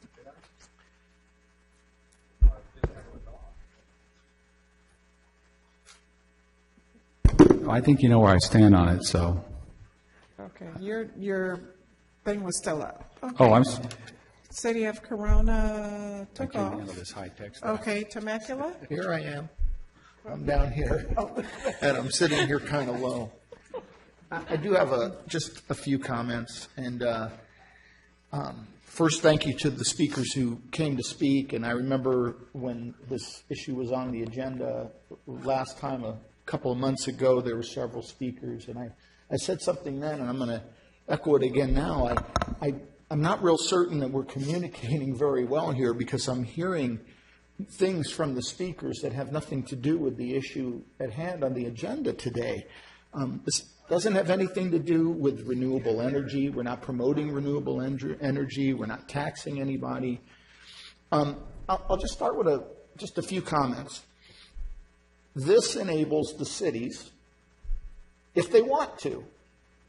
So the first thing is the decisions on this topic are going to be made at the city level in our individual cities. And if you live in one of those cities, you need to address that with your city council.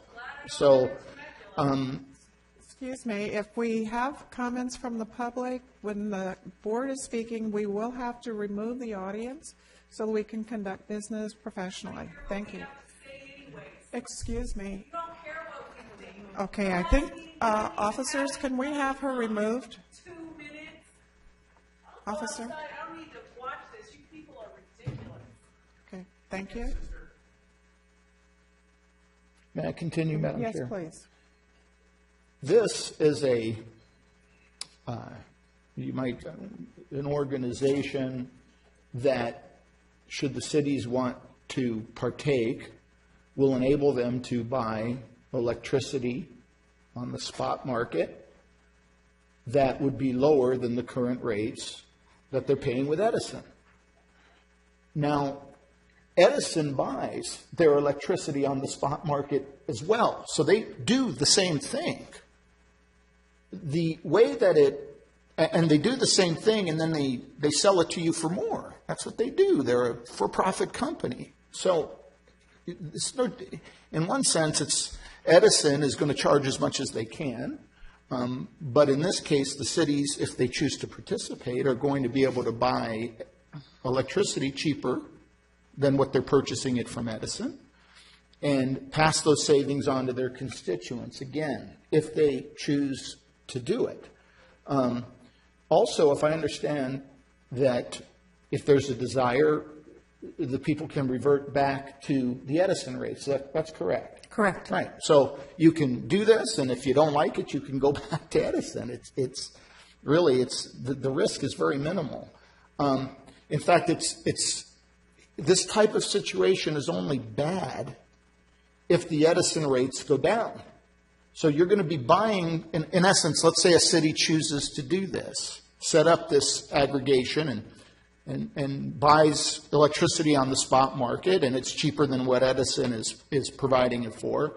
The only way that could ever be a bad thing is if Edison rates went down. You can get it cheaper from Edison, and I don't remember the last time that has happened. It might have, but I don't remember it.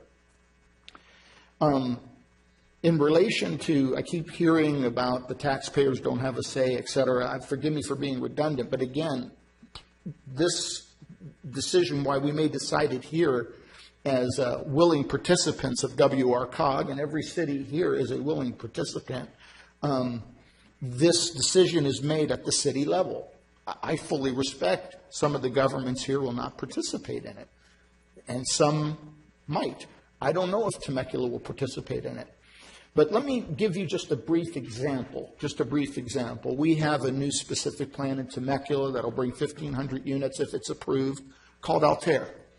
Altair will have electrical infrastructure. It will have power lines. It will have transformers. It will hook up to the main grid.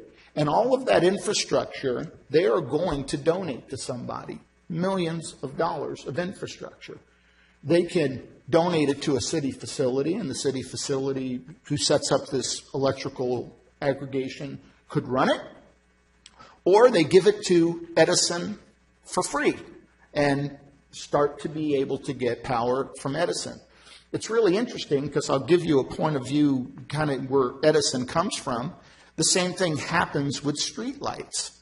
When streetlights are put into a community, we ask Edison to take them over, and then we start paying Edison for the electricity to power them. And now WRCOG is taking a position where we want all those streetlights back because we're putting in LED lights, and we figure we can bring our electrical costs down and our maintenance costs down if we own them. And it's interesting, with no disrespect to Jeremy in the audience, it's interesting, the infrastructure we gave to Edison, they are now selling back to the cities.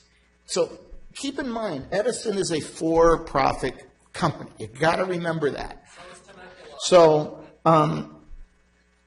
anyway, and I don't know, renewable energy, if I understand, my last comment, Madam Chair, renewable energy, if I understand what the speakers are saying, we're talking about solar, we're talking about wind power, and my personal opinion, and it is my own personal opinion, yeah, as a government, I don't think I'd steer my community into having to engage in wind power or solar power. I think that's totally optional. Again, that's just my opinion, but what we're talking about here has nothing to do with that, and nothing to do with taxes, and nothing to do with renewable energy. So I'm having trouble making the connection, and maybe it is, and maybe it's just me, and I'm going to stay open, but that's my 2 cents, and I support the item only because it gives the power to the cities, no pun intended, and cities, you know what?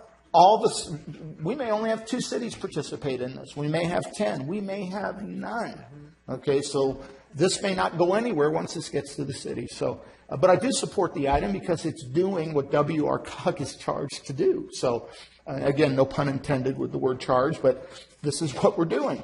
And the cities can accept it or reject it. Just like the TUNC program, just like all the other things we propose. So thank you for coming to speak here. And if I've missed something, I'm available in Temecula. You can email me, and certainly if I'm here after the meeting, you can approach me. Thank you, Madam Chair. Thank you. Next, we'll have Eastern Water, followed by Beaumont, and then Lake Elsinore. Yes, I had sort of a quick question, but it was for counsel, and he's occupied right at this second. But maybe I can proceed nonetheless. There was a question about whether or not a member of a JPA, that agreement, is liable automatically for the debts and liabilities of the JPA. Are they automatically liable, but they can opt out in the agreement, or is it the opposite? So under the JPA law, JPA members are generally not responsible for the debts of the JPA if those debts or liabilities come out of a contract between the JPA and a third party. The only time that a JPA member is liable for the debts of the JPA would be in a case of a tort, some form of a tort. Usually it's a personal injury case, could be another case as well, in which case a third party or a member agency could be responsible in the event that there was not sufficient insurance to cover that. So if the agreement, though, states that the member agencies are not responsible, not liable, they would not be liable for debt or bond debt? Right. If the agreement with the third party, such as an energy provider, states that the member agencies are not responsible for the debt, then the member agencies will not be responsible for the debt. So then that does make it more difficult for the JPA to contract. Right. Okay. Yeah, exactly. No, it's a bargain for exchange. The concept is that as a third party, you are entering into a contract as a bargain for exchange. You understand that the JPA is the agency that's responsible. You can't go through the JPA to the member agencies, and so you price your product accordingly. Right. Okay. Gotcha. Thank you. Okay, thank you. City of Beaumont, followed by Lake Elsinore. Hi. As most of you know, I'm new to this committee, and I had a quick question regarding the process of reducing the speaking time from 3 minutes to 2 minutes for just a handful, 7 to 8 speakers. Is there a process or a policy in place that says after a certain number of speakers, we can reduce it from 3 minutes to 2 minutes? Our counsel? Yeah, I can answer that. We have a policy that we adopted several years back that provides for a 3-minute period. However, it allows the chair at their discretion to reduce it below 3 minutes in the event that the number of speakers or the amount of items on the agenda or the amount of time left so warrant. But it's up to the discretion of the chair to do that, and we have a policy specifically on that point. Okay, and I think a policy like that makes sense. I just think today it didn't look like that number of speakers rose to that level, in my opinion. Again, I'm new here. Okay, let me answer that for you. Sure. As you can see, we've already lost several members, and I was trying to let all of the people who had a request to speak try to get a chance to speak before we lost so many people that their words are not getting to the majority of the board, because as you can see, quite a few of them are gone. But, you know, I don't believe that is the speaker's response or their fault. You know, I take time off from my job, from work, to come here, and I understand I will be here until the meeting is over. So, again, I don't want to get stuck on that point. I don't see how a new bureaucratic body can save more in administrative costs than will be saved in the savings in energy. So my question, I guess, to staff is there a study for what we are considering today to compare what the possible cost will be compared to the possible energy savings? Or is there any proof that any of the existing CCAs have saved more in energy costs than they have in the cost of administering a new organization, a JPA? And my last question, and you can answer those when I'm done, but my last question is there any reason we have to make this decision today? Are we under some kind of requirement that we make it today? Because I personally, if I have to make this decision today, I will either vote to table it if someone else wants to pass that motion, or I'm sorry, to make that motion, or I'll vote against it because I just don't think I've been proven that this is good for my city and my community. Thank you. Thank you, Board Member White. To answer, we have completed a feasibility study that was adopted by the board in December of 2016. That was a dual county, San Bernardino and Riverside County study that looked at doing either the two counties together or having three separate CCAs, which would be San Bernardino, WRCOG, and the Coachella Valley. And then we also looked at two separate CCAs, which would be San Bernardino and Riverside County. The feasibility study did show that for the WRCOG subregion, that there is about a 4.4% savings. Using high conservative numbers, again, it's using conservative numbers for a CCA, which is just a guy standing out on a street needing a building to pay rent, to order office supplies, to hire consultants. It has a high PCIA amount in there to cover Edison's costs. And again, at the end of the day, it still shows that there's a savings and the ability to build up a reserve. And the reserve is needed to go back to Board Member Slauson's comments regarding liability, and you really want your JPA to build up its creditworthiness so that it can get some contracts at a lower rate because of the JPA. Marin, Sonoma, San Francisco Power, which is operational, is saving its customers. Marin is saving its customers. Sonoma finds that it's very competitive with the PG&E. Their focus is more on local control, local programs. They use their revenues to put back into their community to build electric vehicle infrastructure, to do low-income programs, and to also bring in businesses into their region at a lower rate than what PG&E offers. Is there a rush This is just the next step for us in moving forward. We've presented this item for almost 2 years.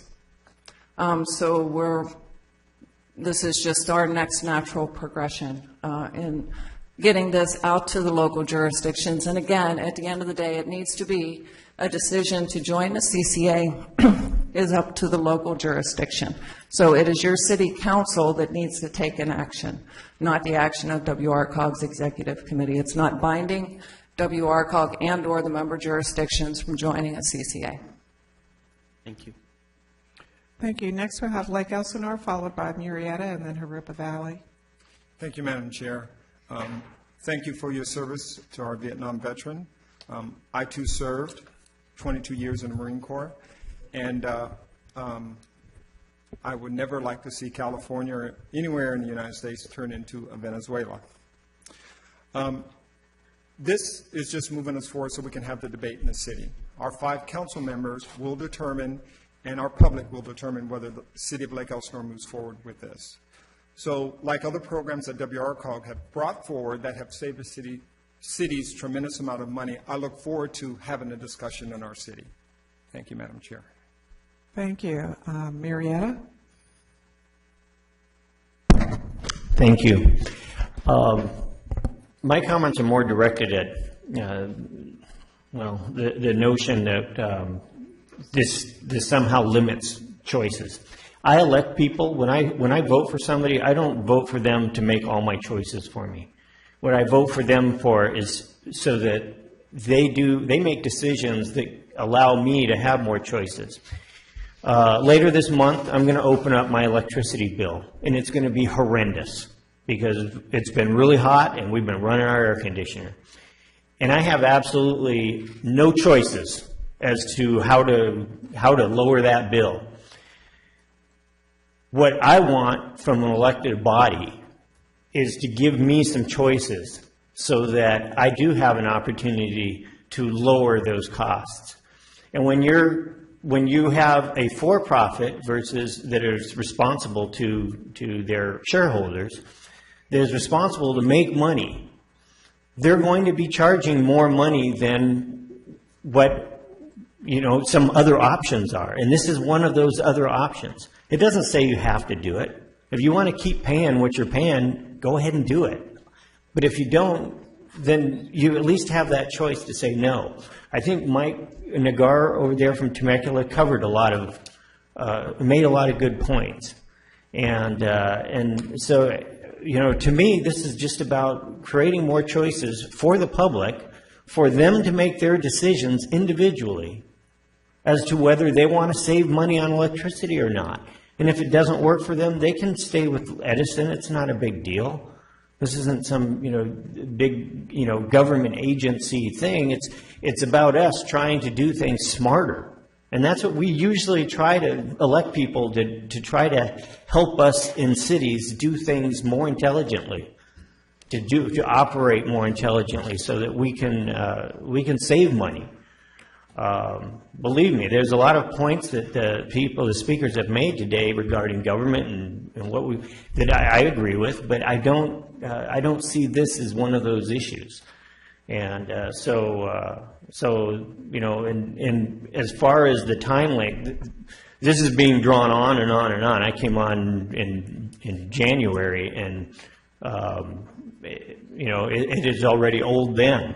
So I think we've been going through this for a long time, this process, and at some point we either need to move forward or bail out or whatever. But for me in my city, I would like us to be able to have that discussion at my city in Murrieta with our citizens, the people that live there, because I'm not going to make their decisions for them all the time. In fact, none of the time. I'm going to make sure that they have the opportunity to make their own choices. And that's what this is about for me. Thank you. Thank you. Next we'll have Harupa Valley, followed by Norco, and then Menifee. Okay, thank you for letting me hear some of the comments. I appreciate it very much. I'm struggling with this one a bit. One of my first concerns is the fact that these are all being requested as what looks like one item. So I would be much more comfortable if in fact we could split one from items 2, 3, and I guess we have an item 4 now. Items 2 to 4 have been, in my opinion, due diligence has been completely done. They're pretty cut and dried items to help us move forward in offering this choice to cities and to our residents, which I do believe in. I believe that this concept can be a win. Now, am I ready to sign on the dotted line today? No. But certainly ready to move it forward so that, yes, it can be taken to the individual city councils, and then they can wrestle with it, talk about it, work with their residents, and have those decisions made. I think we need to give all of us that opportunity, and I feel that's very important. So where I'm just a bit hung up is on the draft joint powers agreement. The bylaws to a lesser degree, but the powers agreement is concerning me. I feel like if I'm going to vote on something that's a draft, to me that says that this document has been initially vetted, it's been out for comments, and it's a pretty good idea of where we want to go. And that may or may not be the case, because I know personally for our city that we have some additional questions, legal, not legal, logistics, those kinds of things. I think there may be others that have questions as well. So I'm not comfortable approving the draft of the joint powers agreement at this point in time. If we want to call it a template, I don't know if that's semantics, but to me, that makes it the document usable. It's a framework, but it's not an actual draft of what's going to go forward. So I would be comfortable with possibly changing the terminology or approving items 2 to 4 so that we can move forward in those areas, and perhaps giving it one more go around with the TAC committee to make absolutely sure that all initial concerns have been addressed, and then bring it back to the executive committee for the final vote. That would be a suggestion. I'm just throwing it out there. That's my comfort zone. It may not be others, but I do believe that the CCA is a very forward-thinking opportunity, and I think it's going to be a way of the future. And I certainly want to see it move forward to the point where we can have all the information in front of us and be able to make a very good, educated decision. Electricity is an essential, and we can't mess it up. And so I know we're headed that way. I just don't think we're quite there. Would you be more comfortable, Laura, if we added for number 1 at the end that this is recognizing that it is a template for future discussion? I would be much more comfortable with that. Okay. Okay, so you got a second over here. Okay. Okay. Next we'll have Norco, and then followed by Menifee.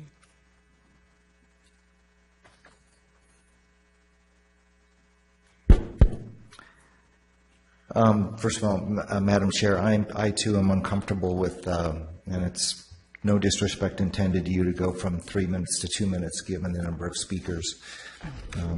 That makes me uncomfortable.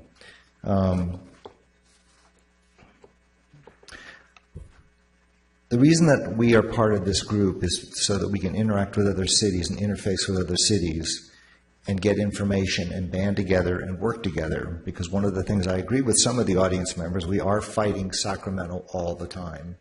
And I personally learn a lot and get a lot because we're not islands. Can't be islands. In terms of this issue, I deal every day with seniors, veterans, who have leaky roofs, who can't afford to pay that bill. I deal with it all the time. We have cooling centers because people have to turn off their air conditioners at midday and they have to go away from their homes. Some of these people are 80, 90 years old, and they're sitting in my recreation center, our city's recreation center, because they can't afford the electricity. That is the truth. All the rest of it is soundbite politics. And I can't help but getting mad. That's what we're here for. And I know most of you, and I think most of you are here representing constituents.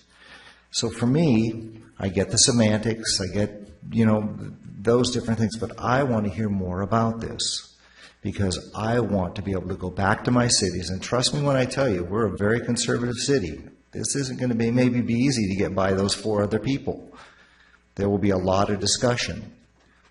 But the bottom line is people cannot afford their rates. And when you can put in a window for the HERO program, I mean, it's been a really successful program, and it's not really pertinent to this issue. But when you're able to create those opportunities where people can save money, they get to eat. And that's the reality of all of this. There are people out there that can't afford to, it's either the heater, it's either the air conditioning, or they get to eat. That's the truth. So I would like to go forward. I like the changes that Jurupa Valley made. I think that that's fine. One of the other things I'm not comfortable with is that there's very few people in this room right now. And I'm a little bit not comfortable moving forward with this when I'm not even certain I have a quorum. And it's nobody's fault, but obviously this is an important issue to some people, and it's an important issue to me. And I wish we had more people in the room, and I'm prepared to go forward, but I'm doing so uncomfortably with so many people not in the room. Thank you. Okay, next we have Menifee. Yes, and I agree with a lot of the commissioners on the dais here. You all have great points, and I apologize because I'm an alternate, so I haven't been sleeping and eating this particular agenda item. But when it comes to the city of Menifee and the decisions I make, it's based on it's based on, does it make good business sense? And so I haven't seen enough evidence that this is a good business sense. I see a vague type of contract, too many open ends, not enough meat, not enough statistics. And so I can't honestly say I can vote for or against. I think the smart thing to do would be to table this until we can put some more teeth to this, some more words that we can all take back to our cities and say, this is up to the voters. Now, today I couldn't go back and look at my constituents and say, this is a good thing or a bad thing to do, because I just don't know. So that's the feeling, and the thing that I'd like to see is probably just take this and table it until it can be more refined, so it has better answers for us. Thank you. Madam Chair, I'd like to make a motion to table this to the next meeting. Okay, we have a motion. Do we have a Second. Okay, it's been moved and seconded to table it to the next meeting. And when you're asking to table it, can you explain what it is that you want to have added to a discussion? I want more commissioners here. I want more information on the financials of it. Okay. Well, we can't guarantee that they'll be here. Okay, I thought I could just make a motion to table it, and if I got a second, we go to vote. Excuse me, we are. Okay, thank you. Okay, give me a second. We have a motion and a second. Would you please vote?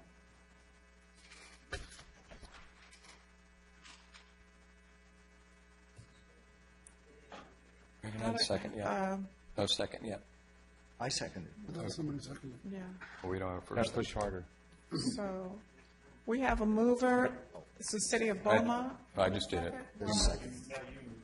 Who was the second? I'm sorry. Both the mover and the second. You're special. Menifee seconded it. Who was the second? It's Menifee now. Menifee seconded it. Okay. Madam Chair, discussion, please. Discussion? Yeah, Yes. just a quick question. Do we even have enough? People to Do we have vote? enough people to vote? Yes, you do. Thank you. So, where are we on voting? Madam Chair, I need somebody to second it in the system, please. Oh, so Thank you. Menifee? It's second. didn't push the button, so Menifee did. Now the secretary's East Bay. Now you can vote. Now everyone should be able to vote. Madam Chair, I put myself in the queue for a comment over here. Okay, so let's finish the vote. Well, I want to, You wanted to talk before on the this vote? before the vote, yeah. Okay, go ahead. I just wanted to remind the group that this did come out of the Budget and Finance Committee, which consists of how many members? I think there's 11? Yeah, and it came out with the recommendation. I just wanted to just make that fact known. Okay. Okay. So we're ready for the vote to table, yes or no? City of Lake Elsinore, please vote. Eastern Municipal Water District. Thank you. Madam Chair, it's not coming up on my screen. I didn't Okay. vote. The vote was 6 yes, 6 no, so the motion did not pass. Well, Do we have another motion? yeah, you know what? Just point of order, Madam Chair, it doesn't look like Temecula's even on the screen. You're back in it now, sir. Oh, okay, thanks. And if you can register, I'm a no on that vote. Thank you. Right, thank you. Madam Chair, I'll go ahead and move the item to move forward. Okay, are you moving it with the amendment on item number 1? Can I hear the amendment restated? Yes, it was to add, recognizing that the template was for recognizing that the bylaws and the joint power agreements are templates only for future discussion. I'm okay with that. Does that cover your concern? Yeah, I'll make that change in my motion. Madam Chair? Yes. I'm sorry, I have a question. So Yes. was it 6-7 or 7-7? Because Temecula wasn't on the board, and it said 7-7, so I'm confused what the vote tally was. Okay, we'll find out. 8-7. It still shows 7-7 here. That's because Temecula was not on there at the time. They will be added into the final count. So what's the vote tally? the vote would be 7 7 to 8. yes and And 8 8 no. no. Thank you, madam. Okay. Yeah, I voted no. Okay, so we have, are we ready to take a new motion on the screen? I'd like to call the question and further the motion, yes. Yes. Move that we vote on D1. Okay, we have a motion already out, so. Vote do we on it. have a I didn't vote second? yes. I just No, said. no. We already had a motion on the 4 items. That's correct. With the amendment, and I'm asking if we had a second. I'll second. We we have at least 1 second. Okay, so the mover is Temecula. The second was Paris or Harupa? sorry. Harupa Valley. Please vote. With the amendment, yes. That's correct. Okay. Oh, I was a second, so I.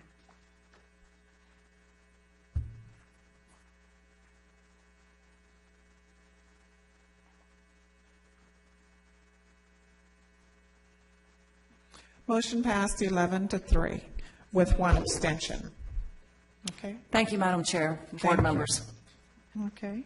And I do thank everyone who came out to speak, and even though sometimes it may not sound like we are taking everything into consideration, I'm sure everyone here is listening to all the comments and taking that in consideration through the discussion and the votes. Next item is a report from our technical advisory, but our chair is not here. No, I agree. Our chair is not here, so do we have a report from any of our committees? I know SCAG did not meet. Did anybody have anything else from SCAG? I want it to be something. AQMD is not here. CalCog? CalCog did not meet. Did not meet. Okay. Report from the executive director?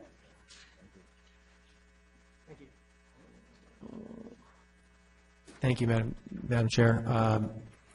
A couple things to report. One, there is an eclipse coming up in August, and the CPUC is encouraging local jurisdictions to provide information available to residents in the communities to make pledges to save money during that time. It's going to be a fairly significant event, such to the fact that the amount of energy lost from solar, et cetera, could impact all of Riverside County. So you can go to the CPUC's website and make a pledge on that. So that's a public service announcement. That concludes my remarks.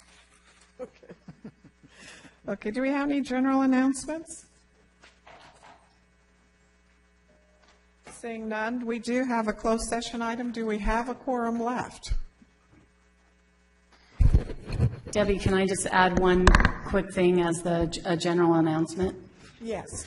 To tag on to Mr. Bishop's comment, maybe other places, but for sure the Louis Rubidoux Library is offering viewing safety classes. I think they're only 15 minutes long, and they're staggering them between now and the eclipse. And I believe if you complete it, you get a pair of some kind of glasses to be able to view the eclipse. So in case anyone's interested. Thank you. Thank you. Yes, we do have a quorum. We still have a quorum. Just enough. Okay. Madam Chair, I have one comment, Yes, and that is from? over here. Oh, okay.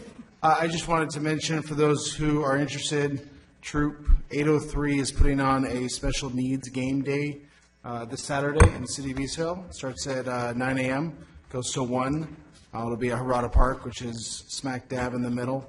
So if you have trouble finding it, just let me know. But it's 13099 65th Street. It'll be from 9 to 1. It's going to be a fun event for mostly children with disabilities, and just a fun event to celebrate everybody. So if you're interested, please come on out. Okay, thank you. And we had, somebody else had something? I have one more thing. Oh, Rick. I'm sorry, I just wanted to add one more thing. I wanted to introduce Casey Daly. Casey comes to us as our new Director of Energy and Environmental Programs. We're shifting Barbara from that position so that she can focus on CCA activity and implementation, potential implementation over the course of the next several months. So Casey comes to us from the BIA, most recently the BIA in San Bernardino County. Before that, he also worked with SANBAG, which is now the San Bernardino County Transportation Authority / Council of Governments. Actually had his roots in the city of Calamasa, so we appreciate him and look forward to working with him. Okay, thank you. Okay, now, we have any other general announcements? Seeing none, we do have a general, closed session item? Yeah, we do have a closed session as listed on the agenda. I just asked the folks down at this end of the dais to move in, and then we'll just do the closed session from up here. Okay.